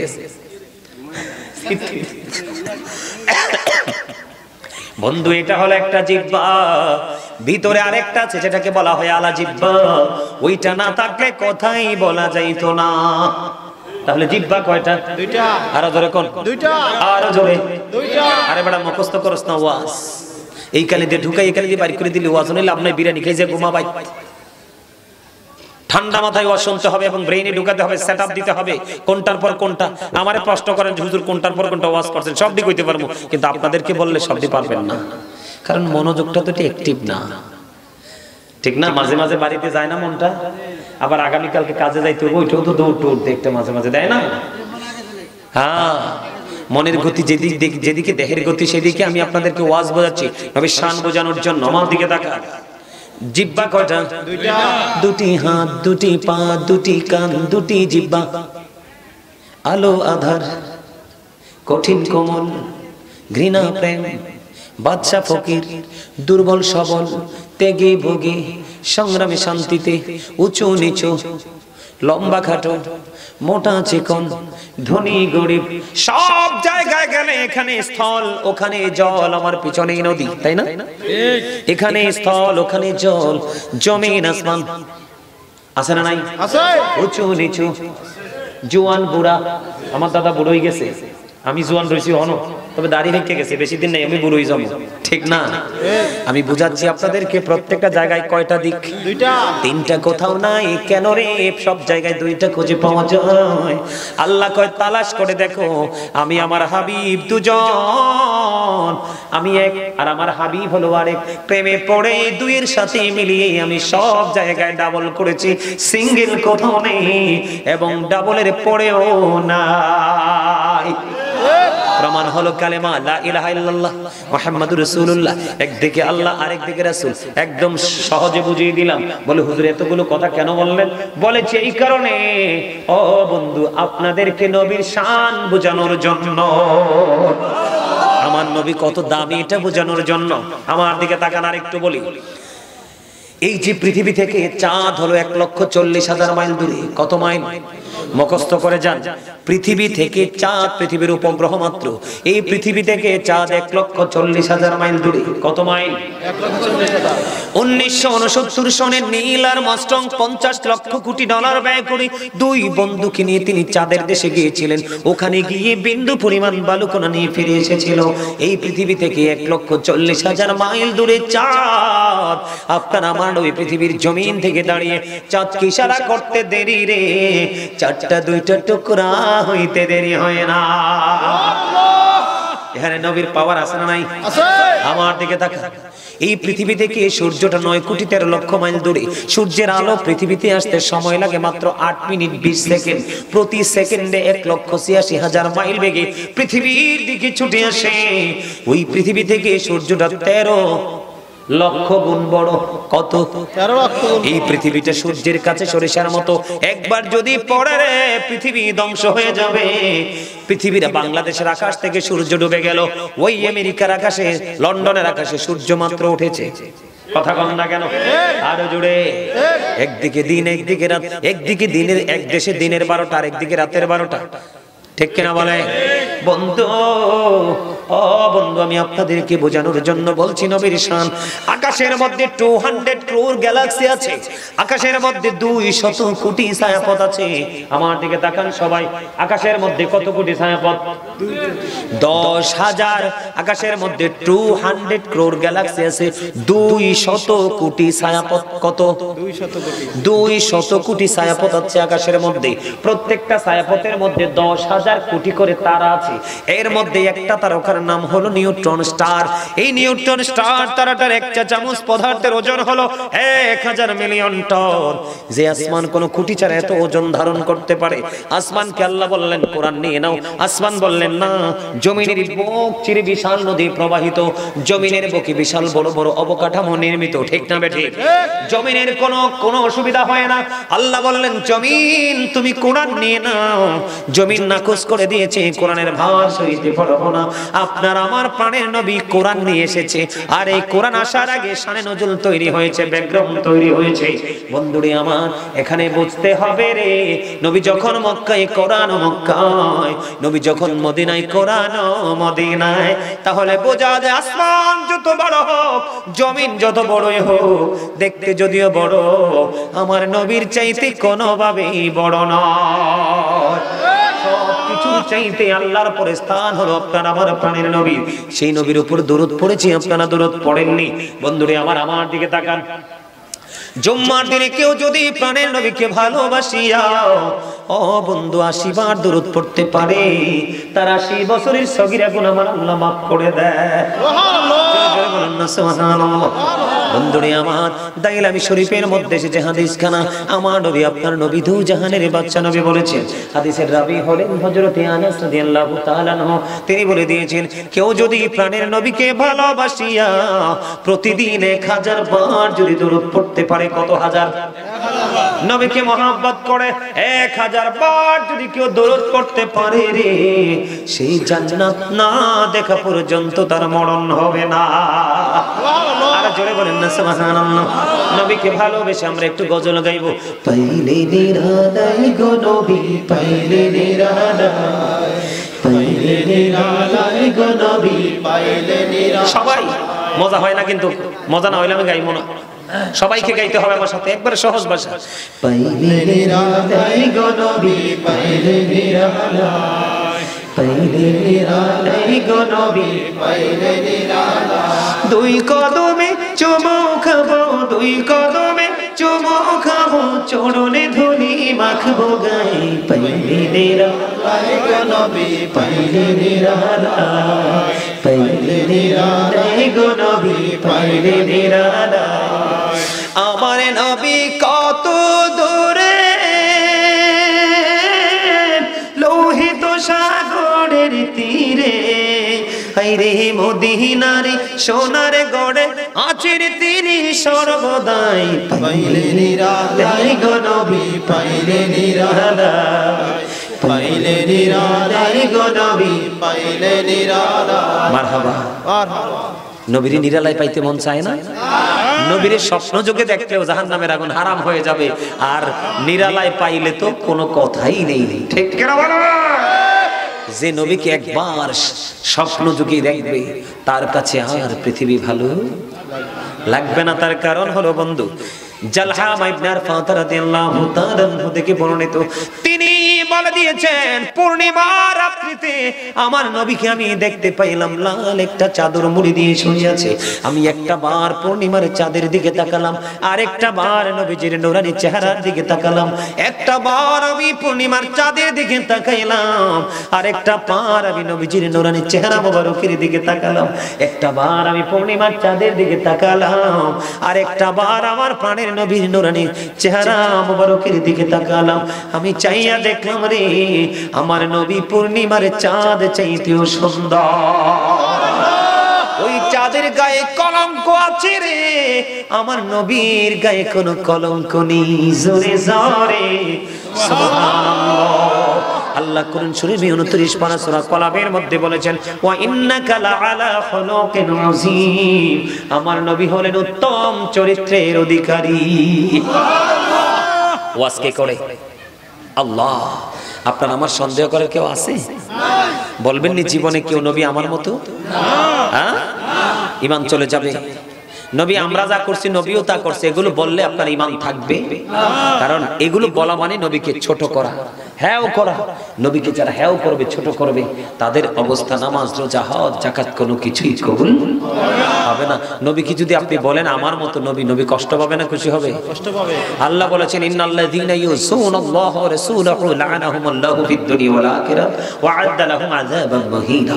আল্লাহ বলেছেন, যারা আল্লাহ এবং আল্লাহর হাবিবকে কষ্ট দেয়, আল্লাহ তাদেরকে দুনিয়া আখিরাতে অভিশপ্ত করেছেন, এবং লাঞ্ছনাদায়ক সবচেয়ে ভয়ঙ্কর আযাব তাদের জন্য বরাদ্দ করে রেখেছেন। সুবহানাল্লাহ। ওমা ওমা, এত খারাপ খবর শুনলে সুবহানাল্লাহ বলে কি? জোরে বলে নাউযুবিল্লাহ। আরে আর জোরে বলে নাউযুবিল্লাহ। কেউ কি আযাব ভোগ করতে চায়? আর জোরে বলেন। বন্ধুরে আমার, তাহলে দুরূদ পড়বেন নি বেশি বেশি করে। ওমা পড়বেন বলতে পারেন না? আরো জোরে বলেন। দুরুদ নিয়ে একটু গজল গাইতেন। দুরুদ শরীফ পড়ে যারা আশিকে রাসূল, বলেন মিলাদ শরীফ পড়ে যারা আশিকে রাসূল। যিনি হলেন আল্লাহ তাআলার, যিনি হলেন আল্লাহ তাআলার সৃষ্টি কুলের মল, দুরুদ শরীফ পড়ে যারা আশিকে রাসূল, বলেন মিলাদ শরীফ পড়ে যারা আশিকে রাসূল, বলেন দুরুদ পড়ছে রব তাআলা, ইমানদারের দল সে কাজ করছে নিরালা, বলেন মিলাদ পড়ছে রব তাআলা, ইমানদারের দল সে কাজ করছে নিরালা। রহমতে পাবে ক্ষমা পাবে, রহমতে পাবে ক্ষমা পাবে বলেছে রাসূল, দুরুদ শরীফ পড়ে যারা আশিকে রাসূল, বিলাল মারহাবা করো না, এগুলো কি ভুল? ইন্নাল্লাহা ওয়া মালাইকাতাহু ইউসাল্লুনা আলান নবী ইয়া আইয়ুহাল্লাযীনা আমানু সাল্লু আলাইহি ওয়া সাল্লিমু। ওই দুরূদটাই সবচেয়ে উত্তম, যেটার মধ্যে সালামও আছে, দুরূদও আছে। জোরে জোরে করুন না সুবহানাল্লাহ। তাহলে দুরূদ পড়লে লাভ না লস? আরো জোরে বলেন না, আরো জোরে, আরো জোরে। এই জন্য আমি একটু ছোট্ট থাকতে একটা গজল গাইতাম। কোন সাধনে পাইব তোমায় গো নবীজি, কোন সাধনে পাইব তোমায়, বলিন কোন সাধনে পাইব তোমায় গো নবীজি, কোন সাধনে পাইব তোমায়। ও নবী মাতৃ গর্বে আইসা পিতৃহারা হইয়া গো, ইতিমরূপে আসিলেন ধরায় গো নবীজি, কোন সাধনে পাইব তোমায়। জোরে জোরে করুন না মারহাবা। নবীর শান গাইলে ভালো লাগে কার কাছে? মুমিনের কাছে। নবীর শান শুনলে যার ভালো লাগে না সে কখনোই মুমিন হতে পারে না। আমার নবী বলেছেন মুনাফিক কোনদিন আমি নবীকে ভালোবাসবে না, আর ঈমানদাররাই আমি নবীকে ভালোবাসবে। নবীকে ভালোবাসার নাম হলো ঈমান, এবং এই ভালোবাসাটা ফরজ। এই আল্লাহকে বিশ্বাস করবেন, তার আগে রাসূলকে বিশ্বাস করতে হবে। রাসূলকে বিশ্বাস করে যদি আপনি আল্লাহকে বিশ্বাস করেন, রাসূলকে সম্মান করে যদি আপনি আল্লাহকে সম্মান করেন, সেই শিক্ষা আপনাকে আমাকে আল্লাহ দিয়েছে। নামাজের চাইতে উত্তম আর কোন ইবাদত হতে পারে? শুরু হয়েছে কি দিয়া? ফজর দিয়া। কি দিয়া? দিনের শুরু কি দিয়া? আগে কি সুন্নাত না ফরজ? সুন্নাত। আল্লাহ কয় আবার হাবিবকে সুন্নাতের মাধ্যমে আমার হাবিবকে সম্মান করে, ফরজ পরে আমি নবীকে, আমি আল্লাহকে সম্মান করো। জোরে জোরে করুন না সুবহানাল্লাহ। শেষ হয়েছে কি দিয়া? এশা দিয়া। এশার আগে সুন্নাত না ফরজ? সুন্নাত। কেন বোঝো না মানুষ? নবীর শান এর পরেও বোঝো না। না বুঝলে দক্ষ এবং যোগ্য গ্রহণযোগ্য এডুকেটেড পারসন যারা আছে, এডুকেশন স্কলার যারা আছে, তাদের সাথে যুক্ত হবা, তাদের সাথে যুক্ত হয়ে তথ্য নিবা। তোমরা কেন বোঝো না? আল্লাহ রাব্বুল আলামিন বলেছে পৃথিবীর আমার বান্দারা তোমরা আগে আমার নবীকে সম্মান করো, আমার নবী কদর করো, মর্যাদা দাও, এরপরে আমাকে মর্যাদা দাও। আমি আল্লাহ খুশি, আমি রাগ হব না। তার নমুনা হলো তুমি নামাজের দিকে তাকিয়ে দেখো, সুন্নাতুর রাসূলিল্লাহি তাআলা, সুবহানাল্লাহ। আর পরে হচ্ছে ফরদুল্লাহি তাআলা। ঠিক করে বলো। আগে নবীর সুন্নাত, সুন্নাত মানে নবীর প্রেম, নবীর ইজ্জত, নবীর মর্যাদা, নবীর ভালোবাসা। তুমি সুন্নাত দিয়ে নবীকে ভালোবাসা, সম্মান করো, তারপরে ফরজে যাও। সিস্টেম কে দেখিয়ে দিয়েছে? রমজান মাসের দিকে আপনি নজর দিয়ে চাইয়া দেখেন, দিনের বেলা একটা রোজা রাখা ফরজ, আর রাতের বেলা সারা রাত ইবাদত করা সুন্নাত এবং নফল। সুবহানাল্লাহ। মানে দিনটা আল্লাহর বাগে, রাত পুরো নবীজির বাগে। 20 রাকাত তারাবি ফরজ সুন্নাত কিনা বলেন? আল্লাহ কি এটা ফরজ করতে পারতো না? আল্লাহ ভাগ করে নিয়েছে, দিনটা আমার ভাগে নিয়ে নিলাম, আর রাত আমি আমার হাবিবের ভাগে দিয়ে দিলাম। ধরে ধরে কন্যা সুবহানাল্লাহ। বুঝে নিতে হবে বন্ধু, নবীর সাথে প্রাণ উজাড় করে ভালোবাসার বন্ধন তৈরি করতে হবে, অন্যথায় আপনার জীবনে সফলতা সম্ভব হবে না। আপনাদের এই বর্তমান জামানায় বন্ধু নফল নামাজ তো ছেড়েই দিয়েছেন, নফল লাগে না, সুন্নাত লাগে না। আল্লাহর হাবিব বলেছেন, কেউ যদি ইচ্ছে করে আমার একটা সুন্নাত ছেড়ে দেয়, কাল কিয়ামতের দিন আমি তাকে উম্মত বলে স্বীকার করব না। নবী যাকে উম্মত বলে স্বীকার না করবে, সে যত বড় নামাজি হোক, ফরজগার হোক, আল্লাহওয়ালা হোক, তার জীবনে কোনোদিন নিয়ামত জুটবে না। কারণ নবী দুনিয়াতে এসে বলেছেন, রব্বি হাবলি উম্মতি, আল্লাহ আমার উম্মতগুলোকে আমার হাওলা করে দাও। কাল কিয়ামতের দিন নবীজির জবান মোবারকে থাকবে রব্বি সাল্লিম, রব্বি সাল্লিম। বন্ধু নবীকে ইজ্জত দিবা, মর্যাদা দিবা। জিবরাইল কি ওয়াজ করতেছে দেখো, জিবরাইল আলাইহিস সালাম বন্ধু আল্লাহ এবং আল্লাহর হাবিবের কথাবার্তার মিডিয়া ছিলেন, ঠিক কিনা? জিবরাইল আলাইহিস সালাম বলেছেন, নবীর উম্মত তোমরা সবাই শুনে রেখো, তোমরা সবাই শুনে রাখো, পুলসিরাতের পুলটা হবে 30,000 বছরের রাস্তা, চুলের চাইতে চিকন হবে, হীরার চাইতে ধার হবে। উপর দিক দিয়ে আগুন ঝুলন্ত, নিচের দিক দিয়ে আগুনটা উদিত থাকবে। আমার জিবরাইল ডেকে ডেকে বলল, নবীর উম্মত প্রাণটা খুলে শোনো রে, তোমরা টেনশন করো না, তোমরা বাকি আমলের পরে সকাল তো সন্ধ্যা শুধু হৃদয় থেকে আমার নবীকে ভালোবেসে শুধু দরুদ পড়তে থাকো। আমি জিবরাইল কথা দিলাম, আমি তোমাকে 30,000 বছরের রাস্তা ফুলসিরাতের পুলটা পার করে দিব। এরে কক্সবাজার বিমান বন্দরের মানুষ, আমার ভাই, আমার বাবারা, আমার মা বোনদেরকে ডেকে ডেকে বলছি গো, ফুলসিরাতের পুল যদি তুমি পার হয়ে যেতে পারো, তাহলে তোমার আর কোনো ভয় থাকবে না, কারণ ফুলসিরাতের পুলের নিচে হলো জান্নাত। ভালো লাগছে খবর? ওমা, ভালো লাগছে না? লাগছে? তাইলে আমার সাথে গজল গান গাইবেন? বাড়ি বাড়ি বাবিকা বসে নিরালাই রে, পাখি হলে ওরে যেতাম সোনার মদিনায় রে, সোনার মদিনায় রে। বাড়ি বাড়ি বাবিকা বসে নিরালাই রে, পাখি হলে উড়ে যেতাম সোনার মদিনায় রে, সোনার মদিনায় রে। বুলবুলিরা কথা শোনো, উড়ে যাও কোথায় রে, আমার সালাম খানি পৌঁছে দিও নবীজির রওজায় রে, নবীজির রওজায় রে।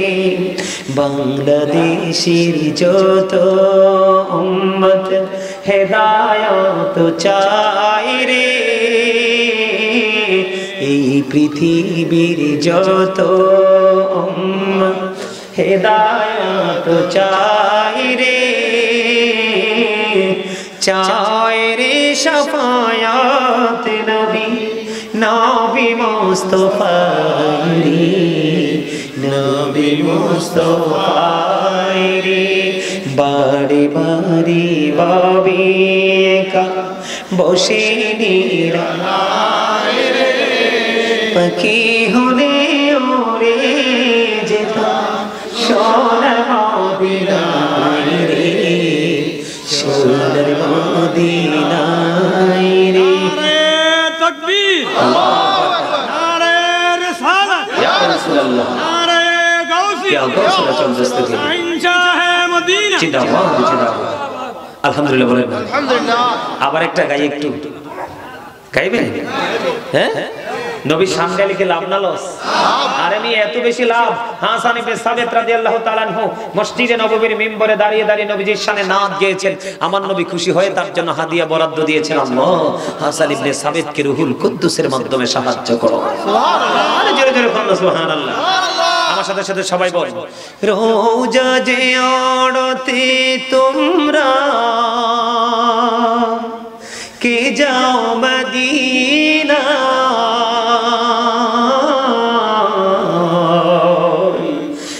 আমার সালাম খানি পৌঁছে দিও নবীজির রোজায়। বলেন রোজা যে ওড়তে তোমরা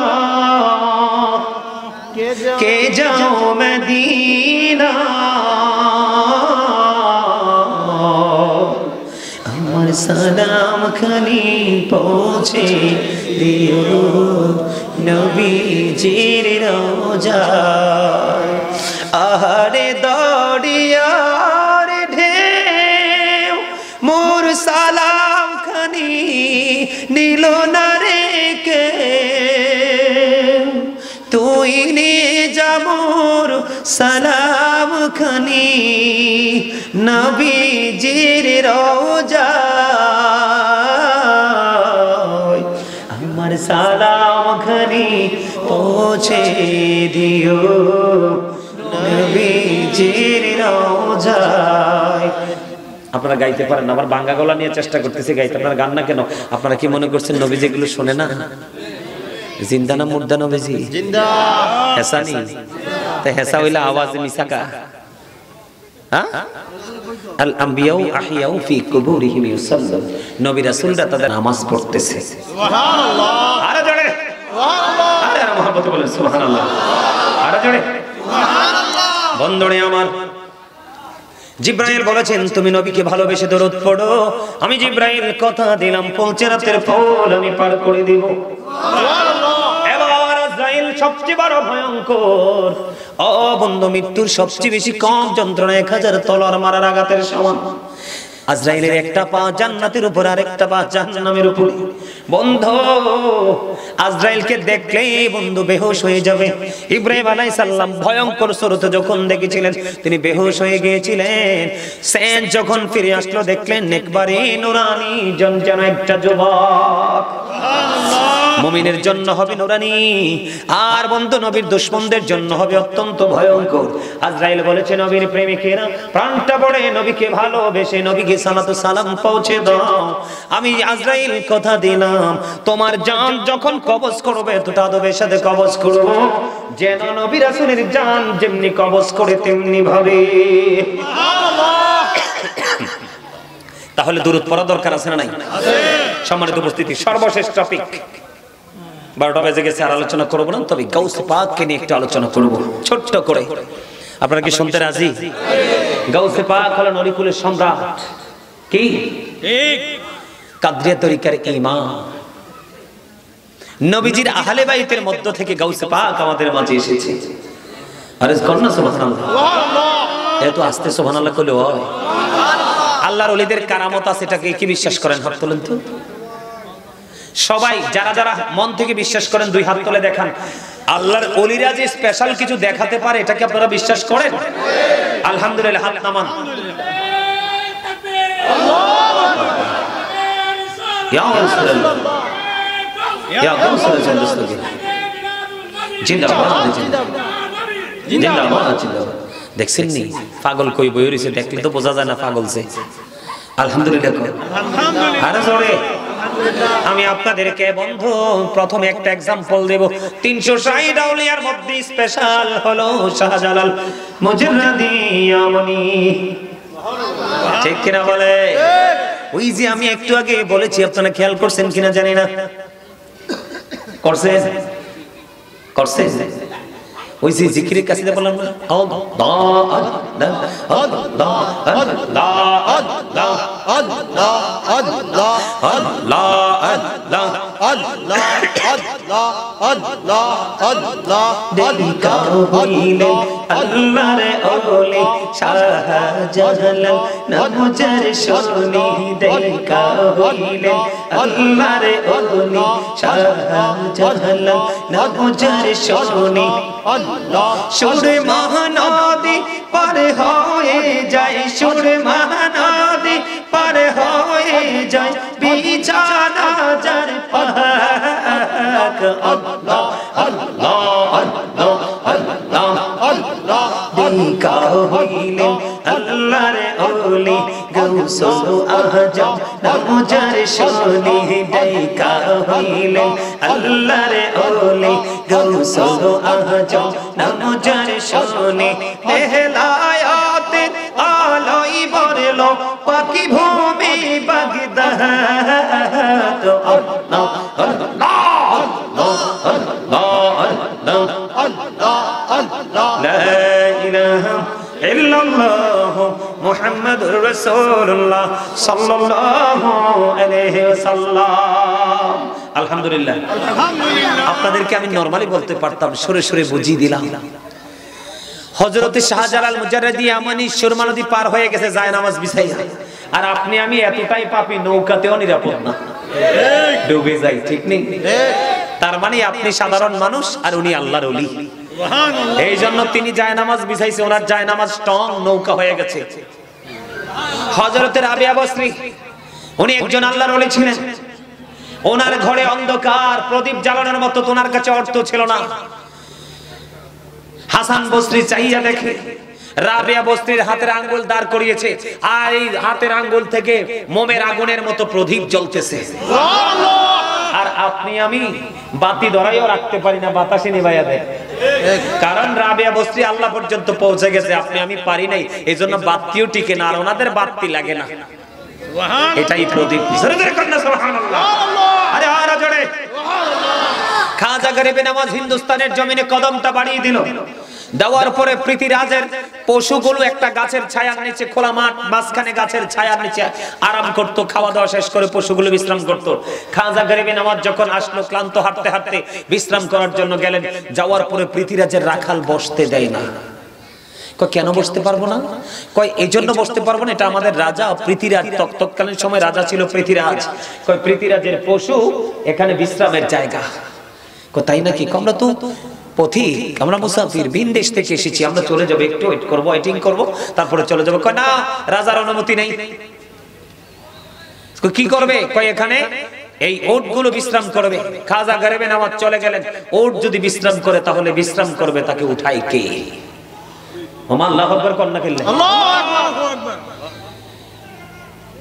তখন তিনি বলে চলে গেলেন। চলে যাওয়ার পরে দিন শেষ হয়ে গেল, রাত্র হলো।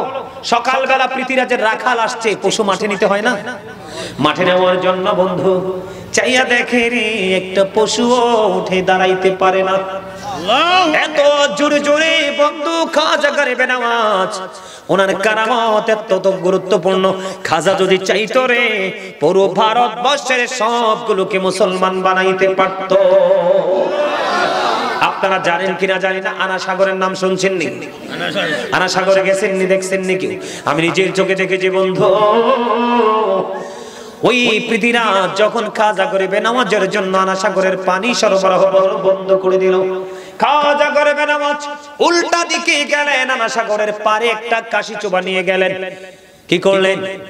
উনি ওনার প্রিয় খাদেমকে ঘাটে পাঠালেন যে তুমি ওখান থেকে একটু পানি তুলে নিয়ে আসো। আর ওপার দিয়ে তিনি ডেকে বলে, আনা সাগরের পানি রে, তুই সবটা উঠে আয়। ওনার খাদেম যখন কাশি চোবা দিয়ে পানি যখন তুলে নিয়ে আসলো, এবার চাইয়া দেখি বন্ধু পুরো আনা সাগরের পানি ওই গাদার মধ্যে করে উঠে এসেছে। এত বিশাল পানি ছোট্ট কাশি চোবাই করে কেমন করে আসলো? এটাই হলো আল্লাহর ওলিদের কারামত, যেটা আপনার আমার পক্ষে সম্ভব নয়। এটাকে যারা বিশ্বাস না করবে তারা মুমিন নয়, তারা ঈমানদার নয়। এটাকে যারা বিশ্বাস করবে না তারা ঈমানদার নয় বন্ধু। তারপরে অনেক অনুনয় বিনয় করার পরে আবার যখন কাশি চোবা থেকে পানি টানা সাগরে ঢেলে দিল, আবার পুনরায় আবার বন্ধু ভরপুর হয়ে গেল। তবে সহজে নয়, অনেক ভোগান্তির পরে এটা হয়েছে। এটা হলো আল্লাহর ওলির কারামত, যেটা বলতেছিলাম। এবার পৃথিরাজের কাছে চলে গেল সকালবেলা। বন্ধুরে আমার, ওটের গায়ে এত জোরে আঘাত করেছে, উটগুলোর চোখ দিয়ে পানি পড়তেছে বেয়ে ঝর্ণার মতো, কিন্তু উটগুলো দাঁড়াইতে পারে না। এবার ওই রাখাল চলে গেল পৃথিরাজের কাছে, যাইয়া বলতেছে, মনি এমন এমন ঘটনা হয়েছে, এখন কি করব? এবার রাজা পৃথ্বীরাজ ডেকে ডেকে বলছেন, রে রাখাল, আমার মা আমাকে ভবিষ্যৎবাণী করে গিয়েছিল যে এই দেশে নাকি মুসাফির আসবে, ভিনদেশী মানুষ আসবে, তার কাছে আমার বিকট পরাজয় হবে, আমার সব কৌশল তার কাছে ব্যর্থ হয়ে যাবে। না জানি রে ওই মুসাফির এই দেশে কদমটা দিয়েছে জোরে জোরে সুবহানাল্লাহ। এবার ওই রাখালকে বললেন, আমার মন বলে আমার মায়ের ভবিষ্যৎবাণী সত্য হয়ে যাচ্ছে। এবার রাখালকে বললেন, কোন দেশে গেছে মুসাফির, কোন দিকে জানোনি? কয় জানি গো। কয় খুঁজতে থাকো, ওনাকে খুঁজে না পাইলে আমার মনে হয় সমাধান হবে না। খুঁজতে খুঁজতে খুঁজতে খুঁজতে খাজা গরিবে নামাজ পাহাড়ের চূড়ায় ওনার কাছে বন্ধু সরি বললেন, ক্ষমা চাইলেন। ক্ষমা চাওয়ার পরে এবার একটা পর্যায়ে খাজা গরিবে নামাজ বললেন, যা যা তুই চলে যা, তুই টেনশন করিস না। বন্ধু বলার পরে এবার কি করলেন, রাখাল দৌড়ে আসলেন। ওই আল্লাহর ওলি আসলে তিনি কিনা আয়েশা দেখে রে উটগুলো দাঁড়ায়া দাঁড়ায়া ঘাস কুটা খায়। সুবহানাল্লাহ কন্যা আরো জোরে। ওই যে শুরুতে বলছি আল্লাহর ওলির কারামত, আল্লাহর ওলিদের দৃষ্টি হয় আল্লাহর কুদরতি দৃষ্টি, আল্লাহর ওলিদের হাত হয় আল্লাহর কুদরতি হাত, আল্লাহর ওলিদের পা হয় আল্লাহর কুদরতি পা। তাদের কদম যেখানে লাগে সেখানে আবাদ হয়ে যায়। সুবহানাল্লাহ। তারা যখন দোয়া করে দোয়া কবুল হয়ে যায় 2 দিন আগে আর পরে। কোন হক্কানি আলেম, কোন আল্লাহর ওলি যখন আল্লাহর কাছে দরখাস্ত করবে, তার কোন পাগল ভক্ত মুরিদানের জন্য শুধু সত্যিকারের আলেম হয়, আল্লাহর ওলি হয়, সে দরখাস্ত করতে দেরি, আল্লাহ কবুল করতে দেরি করবে না। তবে নেয়ামতটা দিবে তার যখন ধারণ ক্ষমতা হবে তখন। বন্ধুরে, আমার অলিকুলের সম্রাট, আমার নামের পরে কাদরি আছে। আমার নামের পরে কাদরি থাকার কারণ হলো আমি কাদরিয়া তরিকাকে অনুসরণ করি, যেই তরিকার লিডার হলেন গাউসে পাক বড় পীর আব্দুল কাদের জিলানী রাহমাতুল্লাহি আলাইহি, যার নামের উপাধি লকব হলো মহিউদ্দিন। কি মহিউদ্দিন মানে হলো ইসলামের দ্বীনের নতুন প্রাণ বন্ধ সঞ্চারক। তার মানে ইসলাম যখন হারিয়ে যাচ্ছিল, বিলান হয়ে যাচ্ছিল, ওই গাউসে পাক এসে ইসলামের প্রাণ আবার মানুষের কাছে তুলে দিয়েছে। জোরে জোরে সুবহানাল্লাহ। আমি গাউসে পাকের ছোট্ট একটা কারামত বলে বন্ধু আপনাদের কাছ থেকে আজকে বিদায় নেব, কারণ অনেক সময় হয়ে গেছে। বন্ধুরে আমার ছোট ভাই মেজবাহ, তার খুব শখ গাউসে পাকের কারামত নিয়ে একটু আলোচনা শোনার। বন্ধুরে আমার, আপনারা কি শুনবেন? বন্ধুরে আমার, আমি আপনাদেরকে বলি, অনেক সময় কিন্তু আমাদের কোন চাঁদ 29 যায়, আবার কোন সময় কিন্তু চাঁদ 30 দিনেও যায়। কথা কয় না? আমাদের যে আরবি মাসগুলো, কোন মাস 29, কোন মাস 30। গাউসে পাক যেই মাসে বন্ধু পৃথিবীতে এসেছিলেন ওই মাসটা ছিল শাবান মাস, তার মানে শবে বরাতের মাস, রমজানের কিছুদিন আগে। কোন মাস? শবে বরাতের চাঁদের 29 তারিখ সুবহি কাযিবের সময়, সুবহে সাদেকের পূর্বক্ষণ কিছুক্ষণ আগে, সুবহি কাযিবের সময় তিনি পৃথিবীর বুকে বন্ধু আসলেন। যেই দিন গাউসে পাক পৃথিবীর বুকে বড় পীর আব্দুল কাদের জিলানী কদম দিয়েছিল, ওই দিন সারা দিন আকাশ ছিল কালো মেঘাচ্ছন্ন, গুড়ি গুড়ি গুড়ি গুড়ি বৃষ্টির ফোঁটা শুধু প্রবাহিত হয়েছিল। বন্ধু, সূর্য কখন উঠছে কখন অস্ত গেছে সেটা বোঝার কোনো সুযোগ ছিল না। বন্ধুরে আমার, রাত্র যখন হলো, গাউসে পাকের মা, ওনার মায়ের বন্ধু প্রসব যন্ত্রণা আস্তে আস্তে করে শুরু হলো। এখন গাউসে পাকের বাবা আবু সালেহ মুসা জঙ্গি তিনি কি করবে? তিনি টেনশন করতেছেন, আল্লাহর কাছে দরখাস্ত দিচ্ছেন, কারণ উনিও ছিলেন আল্লাহর একজন ওলি। উনি কি করতেছেন? বিবি অসুস্থ, কোন প্রকৃত স্বামী সহ্য করতে পারে না। কথা কন না কেন? যেগুলো অমানুষ মার্কা স্বামী, কোন স্বামী? যেগুলো অমানুষ, নির্দয়, পাষাণ, এগুলো বিবির কষ্ট দুঃখী কষ্টে কোনো কিছু যায় আসে না। আমাদের মধ্যে এমন অমানবিক স্ত্রীও আছে, স্বামীও আছে, দুই দিকে নেগেটিভ পজিটিভ আছে।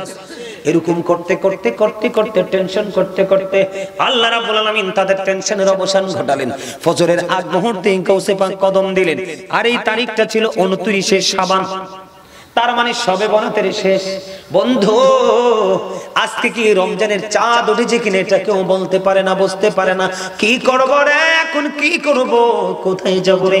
টেনশন করতে করতে করতে করতে বন্ধু এবার কি হলো, দিন ফুরিয়ে গেল। গাউসে পাক পৃথিবীর বুকে কদমটা বাড়িয়ে দিলেন। বাড়িয়ে দেওয়ার পরে মায়ের স্তন চেপে ধরে একটু দুধ পান করলেন। যখন ফজরের আজান হয়ে গেল, বাচ্চাটাকে হাজার চেষ্টা করেও মায়ের স্তনে আর মুখ লাগাইতে দিতে পারে না। বন্ধুরে আমার, রাত্র যখন ফুরিয়ে গেল, সকাল যখন হলো, তৎকালীন সময় আবু সালেহ মুসা জঙ্গি গাউসে পাকের বাবা, উনি একজন আল্লাহর ওলি ছিলেন, উনি একজন বুজুর্গ ছিলেন, আধ্যাত্মিক সাধক ছিলেন। এবার ওনার কাছে দৌড়ে মানুষ দলে দলে আসতেছে। গত রাত্রে আমরা তো চাঁদ দেখতে পারিনি, বর্তমান জামানায় যেমনি চাঁদ দেখা কমিটি আছে, যন্ত্র আছে, কথা বলেন না কেন? পৃথিবী যেমনি বর্তমানে ডিজিটাল হয়েছে, অত্যাধুনিক হয়েছে, তৎকালীন সময়ে প্রযুক্তি ছিল না। দলে দলে মানুষ আসলেন, আসার পরে দেখলেন আবু সালেহ মুসা জঙ্গি ঘরে নাই। এবার মানুষ দলে দলে গাউসে পাকের বাড়িতে এসে বন্ধু ভিড় জমালো। কে রে দিবে সমাধান? আজকে কি আমরা রোজা রাখবো নাকি রোজা ভাঙবো? আজকে আমরা দিনে খাবার খাবো নাকি রোজা রাখবো? সমাধান পায় না, মানুষ দলে দলে আসছে। উম্মুল খায়ের মা ফাতেমা গাউসে পাকের মায়ের কাছে বন্ধু চলে গেলেন। মানুষ কি প্রশ্ন করলেন, ব্যাপার কি? বাড়িতে তো মানুষ আসছে কেন? কই এই সমস্যা সমাধানের জন্য এসেছি। এবার আবু সালেহ মুসা জঙ্গি কেউ নেই, বাড়ি তো নেই।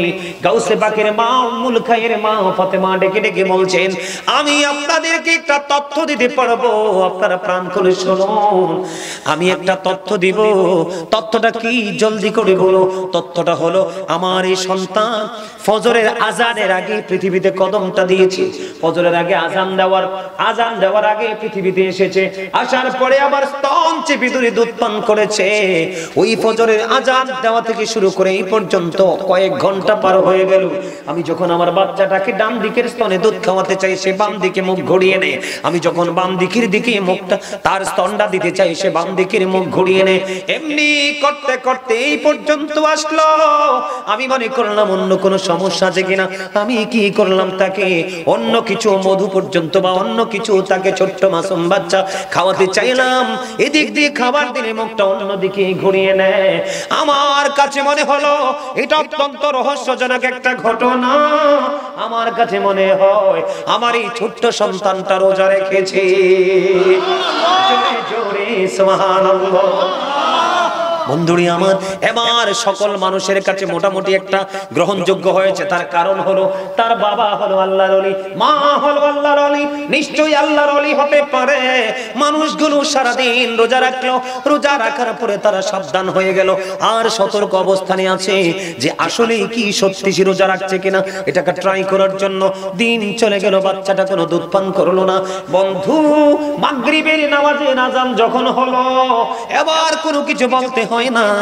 গাউসে পাক ছোট্ট মাসুম বাচ্চা, নবজাত শিশু, এবার নিজেই মার স্তন চেপে ধরে দুধ পান করা শুরু করলো। এবার মা সকল জাতিকে জানিয়ে দিল, তোমরা সবাই শোনো, আমার এই সন্তান মাসুম বাচ্চা নবজাত শিশু ফজরের আজানে বক্ষণ করেছিল। হাজার চেষ্টা করার পরেও কোনো কিছু খাওয়াতে পারলাম না। তোমরা দেখো, ইফতারের সময় হইতে দেরি, আমার বাচ্চা স্তন চেপে ধরে দুধ খাইতে দেরি করলো না। এটা হলো আল্লাহর ওলির কারামত। জোরে জোরে কন্যা সুবহানাল্লাহ, আর জোরে বলুন না সুবহানাল্লাহ। বন্ধুরে আমার, আরেকটা খবর আপনারা সবাই জানেন, তারপরও বলছি। এক মহিলার গর্ভে কন্যা সন্তান হইতে হইতে হইতে হইতে অনেক কন্যা সন্তান হলো। পেটের মধ্যে আরেকটা বাচ্চা নিয়ে গেলেন। গাউসে পাক তখন বড় হয়েছে, একটু মোটামুটি ছোট্ট, যে আমাদের এই বাচ্চাগুলোর মতো মোটামুটি শিশু বয়স। বন্ধু, উনি বাড়ির আঙিনায় খেলাধুলা করতেছে। একজন ভদ্র মহিলা দুধ নিলেন, কলা নিলেন, বিভিন্ন ফল টল নিয়ে গেলেন। যাওয়ার পরে ওই গাউসে পাকের বাবার কদমে দিলেন, আবু সালেহ মুসা জঙ্গির কাছে দিলেন। বললেন, আপনার দরবারে এসেছি, আমার আগের গুলো কন্যা, এই গর্ভে একটা আছে, এবার যদি কন্যা হয় স্বামী আমাকে তালাক দিয়ে দিবে। কথাই নাকি? কয় হ্যাঁ। কয় আপনি একটু দোয়া করে দেন, আমাকে বলেন আমার এই সন্তানটা ছেলে হবে নাকি মেয়ে হবে। এবার তিনি বললেন, এটা বলতে পারবো না। কে বলেছে? গাউসে পাকের বাবা আবু সালেহ মুসা জঙ্গি, বরফের আব্দুল কাদের জিলানী রাহমাতুল্লাহি আলাইহি। তিনি তখন ছোট্ট শিশু, খেলার বয়স। এবার মহিলাটা দেখলেন, মনটা কালো করে চলে যায়। গাউসে পাকের নজর পড়ল মহিলার দিকে। এবার একটা ডাক দিয়ে বললেন, মা দাঁড়াও, তুমি কেন এসেছো? কয় ছোট্ট শিশুর কাছে বলে কি হবে? তারপরেও তিনি বললেন, বাবা গো কি বলবো? কই বলো না আমার কাছে। কয় বাবা তুমি ছোট্ট মানুষ, কি বলবো? মা গো বলো না তোমার কি সমস্যা নিয়ে এসেছো? এবার ওই মহিলা বলল, বাবা আমি ওই আল্লাহর ওলির কাছে এসেছিলাম, গাউসে পাক কিন্তু দেখেছে দুধ ফল টল নিয়ে আসছে। কয় আপনি কেন এসেছেন? কয় আমার এই ঘটনা, আমার সবগুলো কন্যা সন্তান করবে আর একটা বাচ্চা, এটা যদি পুত্র না হয় স্বামী তালাক দিবে। তো এখন আপনি যে পীর সাহেবের কাছে গেছেন, উনি কি বলেছে? কই উনি বলতে পারবে না ছেলে হবে না মেয়ে হবে। উনি গাউসে পাক একটা ডাক দিয়ে বললেন, আপনাকে যদি সমাধান দিতে না পারে তাহলে আপনি আবার ফিরে যান, গিয়ে আপনার যা দিয়েছেন সবগুলো ফিরিয়ে নিয়ে আসেন। আরে জোরে কন্যা সুবহানাল্লাহ। মিয়া বেকুবের মতো তাকিয়ে থাকেন কেন? এগুলো তো প্রেমের জগৎ। কিসের জগৎ? আমি ছাড়বো, আপনারা ধরবেন, এটাই হলো কাজ। ঠিক কেন বলেন? আপনারা কি সহজ মনে করছেন? জীবনে শুনছেন এমন ঘটনা? সাধারণ কোনো মানুষ বলতে পারবে এটা? এবার কি করলেন? যান যান, জলদি চলে যান। আপনার সমাধান দিতে না পারলে এগুলো নেওয়ার অধিকার কার নাই? অথচ কি বাবা এবার আশ্চর্য হয়ে গেল। ওই মহিলা চলে গেল। বাবা গো, ও মুসা জঙ্গি, তুমি আল্লাহর ওলি মনে করে তোমার কাছে এসেছি, তোমার অনেক কারামত রয়েছে। তুমি যদি বলতে না পারো আমার এই পেটের সন্তানটা কি হবে, তাহলে আমার এগুলো রাখার কোনো ইখতিয়ার নাই। তুমি আমার গুলো আমাকে আবার রিটার্ন ব্যাক করে দিয়ে দাও। এবার কি করলেন? আবু সালে মুসা জঙ্গি বললেন, আমার জীবনের ইতিহাসে এমন ঘটনা নাই। আশ্চর্যজনক ঘটনা, তোমার এত বড় দুঃসাহস কে শিখিয়ে দিয়েছে? ওই যে ছোট্ট বাচ্চাটা আনমনা হয়ে খেলছে, এই বাচ্চাটা আমাকে বুদ্ধি শিখিয়ে দিয়েছে। এবার আবু সালে মুসা জঙ্গি দৌড়ে চলে আসলেন। এত জোরে গাউসে পাকের কদম একটা থাপ্পড় বসালেন। আর একটা থাপ্পড় দেওয়ার আগে বললেন, বাবা সাবধান হও, সাবধান হও। আমাকে একটা থাপ্পড় দিয়েছো, আমি মেনে নিয়েছি। আর একটা থাপ্পড় যদি দাও, আমি পৃথিবীর বুকে একটা মহিলা রাখবো না, আমি সবগুলোকে পুরুষ বানিয়ে দিব। এই কথা বলার পরে মহিলাকে বলছে, মা গো তুমি চলে যাও, আমি বলে দিলাম তোমার গর্ভের সন্তান হবে পুত্র সন্তান। বাড়িতে সবগুলো যাইয়া দেখো পুরুষ হয়ে গেছে। এবার দৌড়ে চলে গেলেন মহিলা ফয়সালা নিয়ে। বন্ধু যাইয়া দেখলেন সবগুলো কন্যা সন্তান পুরুষ হয়ে গেল, পেটেরটা পর্যন্ত পুরুষ হয়ে গেল। জোরে জোরে সুবহানাল্লাহ। গাউসে পাকের বাবাকে যখন বললেন আর একটা থাপ্পড় দিবা, সবগুলো মহিলা বানাবো। পুরুষ ছাড়া নারীর দাম নাই, নারী ছাড়া পুরুষের কোনো মূল্য নাই। ঠিক কিনা বলে? আর জোরে বলে। গাউসে পাকের বাবা আবু সালে মুসা জঙ্গি আর ওনাকে থাপ্পড় দেয় নাই। আল্লাহু আকবার বলেন না।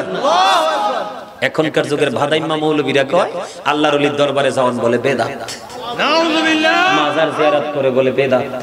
ভালো পড়ালেখা করে নাই তো, ভালো কিতাব দেখতে পায় না, সারা জীবন খায় মিয়া খয়রাত। সারা জীবন কি খায়? দেন না 2টা টাকা, কি 10 টাকা দেন, 5 টাকা দেন। মাদ্রাসার নামে ছোট ছোট বাচ্চাদেরকে রিসিভ বুক দিয়ে দিয়ে রাস্তায় রাস্তায় রাস্তায় রাস্তায় এই দেশের বাচ্চা ওই দেশে ভিক্ষা করায়। ভালো কিতাব পড়বে কোত্থেকে? ভালো মাদ্রাসা লাগবে, ভালো উস্তাদ লাগবে, ভালো কিতাব লাগবে, তাইলে জানতে পারবে। আল্লাহ কয় আমার বন্ধু অলিদের কারামত সত্য, তুমি কো মিথ্যা। তুমি কোন সলিমউদ্দিনের ফলা কলিমউদ্দিন কোন দেশে তাইছো? কি বলছি আমি? আরে জোরে বলেন। এই দেশে ইসলাম কি নবী আনছেন আল্লাহর ওলিরা? হ্যাঁ আমি মানছি ভণ্ড আছে। একজন ভণ্ডের জন্য আপনি কি গোটা ওলিদেরকে কলঙ্কিত করতে পারেন? আপনার একটা সন্তান বেয়াদব হতে পারে, বাকি 4 জনকে সাজা দিতে পারেন না। বিবেকবান মানুষ যারা, বিচক্ষণ মানুষ যারা, তারা বুঝে শুনে কথা বলে, ঠিক না? গাউসে পাক ছোট্ট, কি ছোট্ট গাউসে পাক একদিন মায়ের কাছে দৌড়ে এসে বলে, মা গো আমাকে মাফ করে দাও না। গাউসে পাকের মা তো আশ্চর্য হয়ে গেল, বাবা তুমি তো এখনো ছোট, ভালো মন্দ বোঝো না, তুমি তো কোন অন্যায় করোনি, আমি কি ক্ষমা করব? আশ্চর্য হয়ে গেল বন্ধু। গাউসে পাকের মা, আমার বাচ্চা কি বলে দুটুকু বাচ্চা, মা গো আমি তোমাকে একটু পুরনো দিনের দিকে ফিরিয়ে নিয়ে যেতে চাই। বাবা কি হয়েছে বলো? বন্ধু আমার গাউসে পাক বললেন, মা আমি যখন আপনার গর্ভে ছিলাম, আপনার একদিন আঙ্গুর খেতে মনে চেয়েছিল, আপনি মনে পড়ে কিনা দেখেন। সুবহানাল্লাহ। কি আপনার আঙ্গুর খেতে মনে চেয়েছিল, আপনার মনে পড়ে কিনা দেখেন। মা গো আপনি যখন আঙ্গুর বাগানে গিয়ে আঙ্গুরের থোকার দিকে যখন হাতটা বাড়িয়ে দিলেন, তখন এত প্রবল ব্যথা আপনার পেটে শুরু করেছিল, আপনি আঙ্গুর খাওয়ার স্বাদ বলে গিয়েছিলেন। মা আপনি মনে করে দেখেন। এবার গাউসে পাকের মাম্মুল খায়ের মা ফাতেমা ডেকে ডেকে বললেন, বাবা আমার মনে পড়েছে আমি যখন হাতটা বাড়িয়ে দিতেছিলাম ঠিক তখনই আমার পেটে তো যন্ত্রণা শুরু হয়েছিল, আমি আঙ্গুর খাওয়ার স্বাদ বলে গিয়েছিলাম। বাবা তুমি জানলে কেমন করে? মা গো, ও মা তুমি তো জানো না আমি যখন তোমার পবিত্র গর্ভে ছিলাম, গর্ভে থাকার সময় তুমি যখন আঙ্গুরের থোকার দিকে হাতটা বাড়িয়েছিলে তখন আমি ওই আঙ্গুরের থোকনার দিকে তাকিয়ে দেখলাম বিষধর সাপ পেঁচিয়ে আছে। তুমি আঙ্গুরের থোকার দিকে হাতটা বাড়াইতে দেরি, সাপ তোমাকে সবল মারতে দেরি করতো না, সাপের বিষে তুমি মারা যেতে। এই জন্য আমি তোমার পেটের মধ্যে এত জোরে লাথি দিয়েছিলাম, এত বেশি যন্ত্রণা তুমি পেয়েছিলে। তোমার আঙ্গুর খাওয়ার স্বাদ বলে তুমি বাগান ছেড়ে চলে এসেছিলে।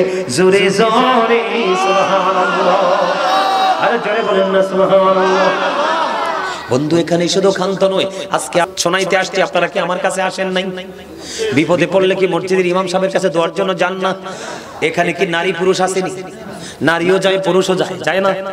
দোয়া সবারই লাগতে পারে, কেউ পর্দার ভিতর থেকে কেউ বাহির থেকে, ঠিক না বলে? গাউসে পাকের দরবারে সব সময় এক যুবতী মেয়ে যাইতো। কি যাইতো? যুবতী মেয়ে যাইতো। ওই যুবতী মেয়ে আসা যাওয়া করতে করতে হঠাৎ করে এক যুবকের নজর পড়েছে এই মেয়েটার দিকে। কারণ এটা স্বাভাবিক, একটা মিষ্টি মেয়ে যখন রাস্তার ধারে দিয়ে হেঁটে যায়, ছেলে যদি নাও দেখে, একটা বৃদ্ধ বাবাও যদি দেখে মেয়েটা অত্যন্ত মিষ্টি, আমার একটু উপযুক্ত ছেলে আছে, তাকে বউ করে নিব। কথা বলেন না কেন? হয় কিনা? অনেক সময় ছেলেরা দেখলে বাবার কাছে বলে না, ভয় মার কাছে বলে না, দাদি থাকলে নানির কাছে বলে মেয়েটা আমার পছন্দ হয়েছে, আমাকে বউ বানিয়ে দাও। এটা বাস্তব কথা কিনা বলে?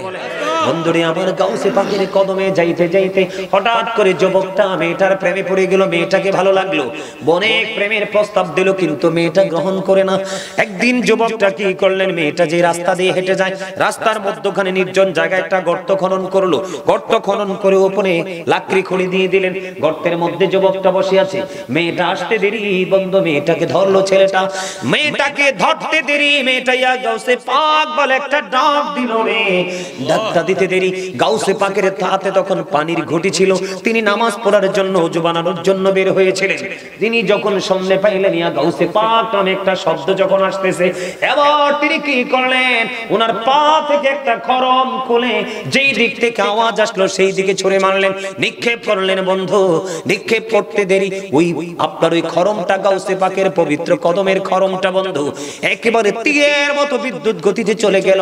বন্ধু গাউসে পাকের জীবনীতে এসেছে ওই যুবকটার মাথার মধ্যে শুধু আঘাত করতে লাগলো, আঘাত করতে করতে করতে করতে যুবকটা দুর্বল হয়ে মাটিতে পড়ে গেল। মেয়েটার বাড়িতে গেল না, গাউসে পাকের দরবারে আবার ফিরে আসলো। আসার পরে বিস্তারিত ঘটনা খুলে বলল। খোলার পরে আবার গাউসে পাক বললেন, তুমি আমার পায়ের দিকে তাকায়া দেখো, আমার একটা পায়ে একটা খড়ম আছে, আরেকটা পায়ে আরেকটা খড়ম নাই। কারণ কি? কারণ কি? তুমি উচ্চ আওয়াজে চিৎকার করেছিলে। তখন বলল, ইয়া গাউসে পাক, আমি উচ্চ আওয়াজে চিৎকার করেছিলাম। গাউসে পাক বললেন, তোমার এই আওয়াজটা আমার কানে এসে লাগলো, তখন আমি কি করলাম, আমার পা যে দিক থেকে আওয়াজ আসলো সেই দিকে নিক্ষেপ করলাম। এবার মেয়েটা বলতেছে, ইয়া গাউসে পাক, ওই খড়ম না, আমি দেখলাম যেন ভয়ঙ্কর বিদ্যুৎ গতির একটা তীর গিয়ে ওই যুবকের মাথার মধ্যে আঘাত করলো। আঘাত করতে করতে সেই মাটিতে লুটিয়ে পড়লো। আমি আমার ইজ্জত নিয়ে আপনার কাছে ফিরে এসেছি।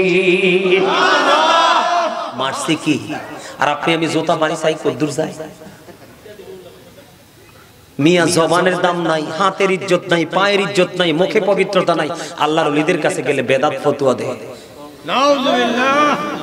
এগুলো কি শিক্ষিত নাকি মূর্খ? মূর্খ। মূর্খরা কি করলো সেটা আল্লাহর দেখার বিষয়, বিবেকবানরা কি করেছে সেটাই হলো আল্লাহর দেখার বিষয়। ঠিক। কারণ আল্লাহ যারে বিবেক দিয়েছেন তিনি হলেন নূরানি মানুষ, কারণ বিবেক হলো আল্লাহর দেওয়া একটা নূর।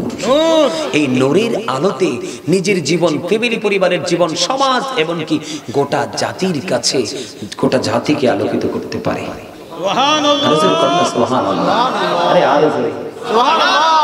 অসংখ্য কারামত আছে গাউসে পাকের, বলতেই পারবো কিন্তু আর বলবো না, কারণ আমাদেরকে দূরপথ পাড়ি দিয়ে যেতে হবে, মিলাদ পড়তে হবে, কিয়াম করতে হবে, মুনাজাত দিতে হবে, অনেক কাজ বাকি আছে। সম্মানিত উপস্থিতি, আপনারা কি আল্লাহর ওলিদের প্রতি বিশ্বাস, শ্রদ্ধা, ভালোবাসা রাখবেন তো? ইনশাআল্লাহ। হ্যাঁ, রাখবেন। এখন আপনাদেরকে বলি, আপনারা মনে মনে ভাববেন যে হুজুর আমরা তো সাধারণ মানুষ, আল্লাহর ওলির দরবার বা হক্কানি ওলি কিভাবে চিনব? আপনাদের একটা রাস্তা আছে, আমি বুদ্ধি শিখিয়ে দেই। আপনাদের পছন্দের কোনো আলেম, সঠিক আলেম হতে হবে, সঠিক বিবেকবান হতে হবে। হক্কানি কোন আলেম যদি দেখেন কোন ওলির দরবারে হেঁটে যায়, আপনার কোনো চিন্তার দরকার নাই, ওই আলেমকে ফলো করে করে আপনি আল্লাহর ওলির দরবারে চলে যাবেন। আল্লাহ কিন্তু কাউকেই মর্যাদা কম দেয়নি, যার যার জায়গায় তাতে সর্বোচ্চ মর্যাদা দিয়েছেন, ঠিক না বলেন? আমি কি একটু বলবো মর্যাদার কথাটা? আপনি একটু মন দিয়ে শুনবেন। ইসলাম কি জানতে চাইলে উত্তর হবে কি, মুসলিম নামে এই কথাটি কয়জন ভেবেছি, হায়রে কয়জন ভেবেছি। আল্লাহর ইচ্ছা বান্দার প্রতি অর্জন কর নবীর খুশি, নবীর প্রেমে গুনাহ মাফের খবর শুনেছি। মুসলিম নামে এই কথাটি কয়জন ভেবেছি, হায়রে কয়জন ভেবেছি। যে মুর্শিদে আল্লাহর ইচ্ছা কাজ করে যায় সর্বদা, কথা বুঝেননি আমার? যে মুর্শিদে আল্লাহর ইচ্ছা কাজ করে যায় সর্বদাই, সেই মুর্শিদের ইচ্ছায় আমি মিশে রয়েছি। দুজাহানের শখের ভান্ডার তোমায় দিয়েছি, আল্লাহর ইচ্ছায় কাজ করো, রাসূল প্রেমিক মুর্শিদ ধরো, ঠিক কিনা বলো? আল্লাহর ইচ্ছায় কাজ করো, রাসূল প্রেমিক মুর্শিদ ধরো, দুজাহানের সুখের ভান্ডার তোমায় দিয়েছি। মুসলিম নামে এই কথাটি ভেবেছি। মারহাবা। আমার কথার সাথে গজলের সাথে কোরআনের মিল আছে কিনা? আল্লাহ বলেছেন দোজাহানের সুখের ভান্ডার তোমায় দিয়েছি। আল্লাহ বলেছেন join with my dear people, come to my paradise. Allah বলেছেন ফাদখুলি ফি ইবাদি ওয়াদখুলি জান্নাতি। তাইলে কি আপনি দুনিয়া আখিরাতে সুখী না? আপনি যখন আল্লাহর প্রিয়দের সাথে যুক্ত হবেন, আপনি কোনোদিন অন্যায় আর করতে মন, আর যিনি অন্যায় করবে না ওনার জন্য কিন্তু অটোই পরকালের সুখ বরাদ্দ আছে, ঠিক না? ঠিক। আরো জোরে সম্মানিত উপস্থিতি, ইতারে গজল গাইতে ওমা দুইটা গজল গাইতে অনুরোধ করছে, আমি কি গাইবো? পারলে আমার সাথে গাইতে হবে। ওই একজন নোয়াখালীর আছে, হেতনের বাসায় একখানা গজল গামো, আপনারা ব্যাগে মিলে আল্লাহ একখানা সুর দিয়ে, আপনারা ব্যাগে রাজি আছেন নি? হ্যাঁ, আপনারা ব্যাগুন রাজি আছেন? ঈশনের যুবক ভাই তোমরা রাজি আছো নি? হ্যাঁ, দুইখান হাত তুলে দেও তো, আর একখানা দেও। আরে দুই হাত সোজা করে দেও না, আর একখানা সোজা করে দেও, আর মতো আর জোরে। আর চাচা আর কাশি দেই ভয়, হুজুর আই তো নোয়াখালীর। কি এরে, এই সোজা করে হাত তুল, একবারে সোজা করে সুন্দর করি, একবারে সুন্দর একাই অনেকে উড়ায় না কিনলে। ও ভাই ব্যাকে মিলে হাত উঠাও, অবদ্ধা বড় করি হাত তুলো। আরে মি আপনারা হাসতেও তো পারেন না, হার্ট অ্যাটাক করে মরবেন তো। আরো জোরে সোজা, একবার শুধু আমার মতো, আমার মতো। অনেক ওই দাদা উঠাইতে হারে না, হাতের ব্যাকগুন দুর্বল হয়ে গেছে। হাত নামান। আই নবীজি শান তুলি ধরব। নোয়াখালীর বাসা, হেনির বাসা, লাকসামের বাসা। আই একখানা কইতে কি গজলটা? হ্যাঁ, আনারা একখানা আল্লাহ সুর মিলাই তৈব। রাজি আছেন নি? বিজ্ঞানীদের বিজ্ঞানী অঙ্গনবীজি এই হইছিনি, আন্নেকে হইছিনি, আন্নেকে মতো হইছিনি। বিজ্ঞানীদের বিজ্ঞানী অঙ্গনবীজি, এমন গা দয়াল নবী আর হইবানি, এমন গা দয়াল নবী খুঁজা হইবানি। বিজ্ঞানীদের বিজ্ঞানী অঙ্গনবীজি, বলেন বিজ্ঞানীদের বিজ্ঞানী অঙ্গনবীজি। বিজ্ঞানীরা রকরি যোগে চাঁদের দেশে যায়, অঙ্গনবী রকরি ছাড়া মেরাজ শরীফ যায়। বিজ্ঞানীরা রকরি যোগে চাঁদের দেশে যায়, অঙ্গনবী রকরি ছাড়া মেরাজ শরীফ যায়। আরে ওই যুগে কি রকেট বিমানে গুণ ছিল নি? বলো ওই যুগে কি রকেট বিমানে গুণ ছিল নি? বিজ্ঞানীদের সবাই বলেন বিজ্ঞানীদের বিজ্ঞানী অঙ্গনবীজি। এমন গা দয়াল নবী আর হইবেন নি, এমন গা দয়াল নবী খুঁজা হইবেন নি। বিজ্ঞানীদের বিজ্ঞানী অঙ্গনবীজি আবু বকর সিদ্দিকের সাপে কামড়াইছে, অঙ্গনবীর থুতু দি বালা হয়ে গেছে। আবু বকর সিদ্দিকের সাপে কামড়াইছে, অঙ্গনবীর থুতু দি বালা হয়ে গেছে। আরে সেই যুগে কি ওজা বৈদ্য এগুলো ছিল নি? বলো সেই যুগে কি ওজা বৈদ্য? বিজ্ঞানীদের বিজ্ঞানী অঙ্গনবীজি আগের যুগের মানুষের সূক্ষ্ম হইতো, অঙ্গনবীর কাছে এলে ভালো হয়ে যাইত। আগের যুগের মানুষের সূক্ষ্ম হইতো, অঙ্গনবীর কাছে এলে ভালো হয়ে যাইত। আরে সেই বালা কি এই যুগেতে করতে হয় বানি? বলো সেই বালা কি বিজ্ঞানীদের বিজ্ঞানী অঙ্গনবীজি এমন গা দয়ালে নবী খুঁজা হয় বানি। বিজ্ঞানীদের বিজ্ঞানী অঙ্গনবীজি জোরে জোরে মারহাবা। মজাই লাগছে, কারণ কথা তো ব্যতিক্রম কথা, ঠিক না?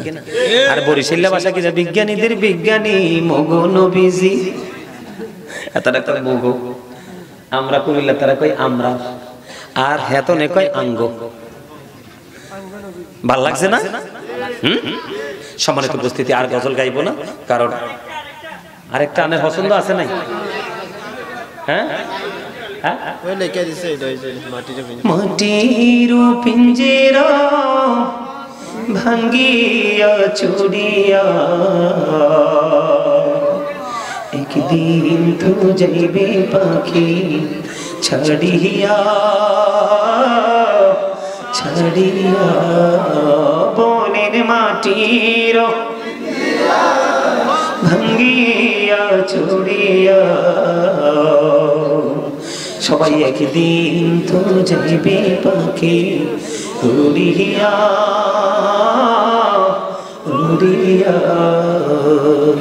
ছেলে মেয়ে ডাকিয়া খুলে নিবে তুলিয়া, জন্মের তোরে বাবাই যাই রে ছাড়িয়া ছাড়িয়া। আলেমগণকে ডাকিয়া গরম পানি করিয়া সাবান মেখে দিবে গোসল করাইয়া করাইয়া বলেন মাটির সবাই ভাঙ্গিয়া চড়িয়া একদিন তো যাইবে পাখি ছাড়িয়া ছাড়িয়া। জানাজা পড়াইয়া মোটার খাটে চড়াইয়া কবর দেশিতে নিবে কান্দিয়া কান্দিয়া। কবরিতে রাখিয়া মাথার মুষ্টি খুলিয়া লাভ মারিয়া উঠবে তোমায় ছাড়িয়া ছাড়িয়া। বাঁশের ওই চাল বানাইয়া কলা পাতা বিছাইয়া দুই পা দিয়া মাটি দিবে পাড়াইয়া পাড়িয়া। বাঁশ বাগানে রাখিয়া সবাই যাবে চলিয়া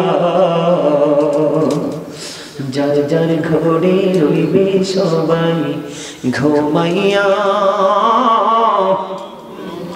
ঘুমাইয়া। এই হইল ভাই দুনিয়া কেউ তো কারো আপন না আল্লাহ ছাড়া আর তো আপন পাইবা না পাইবা না। সময় বেশি বাকি নাই নিঃশ্বাসে তো বিশ্বাস নাই। সময় থাকতে গুনাহ মাফলো চাহিয়া চাহিয়া আল্লাহর জিকির করিয়া জবানে রাখো বিজয়া মৃত্যু কষ্ট যাইবে দূরে সরিয়া সরিয়া এলেমে গণকে ধরিয়া এলেম কালাম শিখিয়া রোজা নামাজ লৌড়ে সাথী বানাইয়া বানাইয়া মাটির ভাঙ্গিয়া ছড়িয়া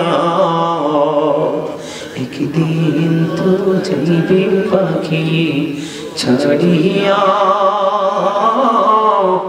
ছাড়িয়া। কি বুঝলেন? কিছু বুঝতে পারছেন? সম্মানিত উপস্থিতি, সব শেষ।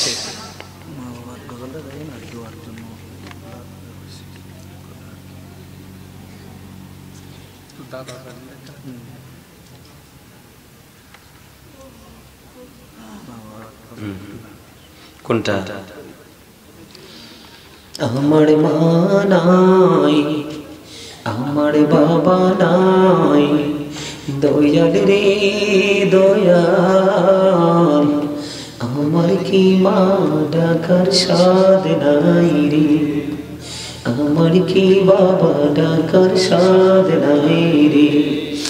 ঘরে যাইয়া সবাই দেখে মা জননীর মুখ, বাবা যখন মাথায় হাতে ভুলে যাই সব দুঃখ, বলেন শয়নে স্বপনে শুধু মা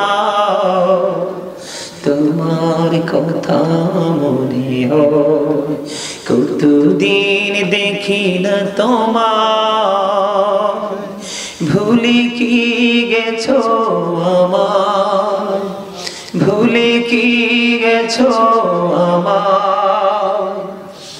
আদর সুহাগ মাগো আর কোথা পাবো, কার চলে আমি নিজেকে জড়াবো, কার কাছে ধরবো মিছে বায়না, তোমার মতো কেহ নাই, শয়নে স্বপনে শুধু মা তোমার কথা মনে হয়, আমার ভুবন জুড়ে শুধু দুঃখ জ্বালা, কে আর পড়াবে আমায় সুখের মালা, কপালে কি দেবে আর কাজলে রুটি, তুমি জেনে ধরায়, শয়নে স্বপনে শুধু মা তোমার কথা মনে হয়। জোরে জোরে কন্যা মারহাবা। সম্মানিত উপস্থিতি, বেশি বেশি করে জিকির করবেন, বেশি বেশি করে দরুদ পড়বেন।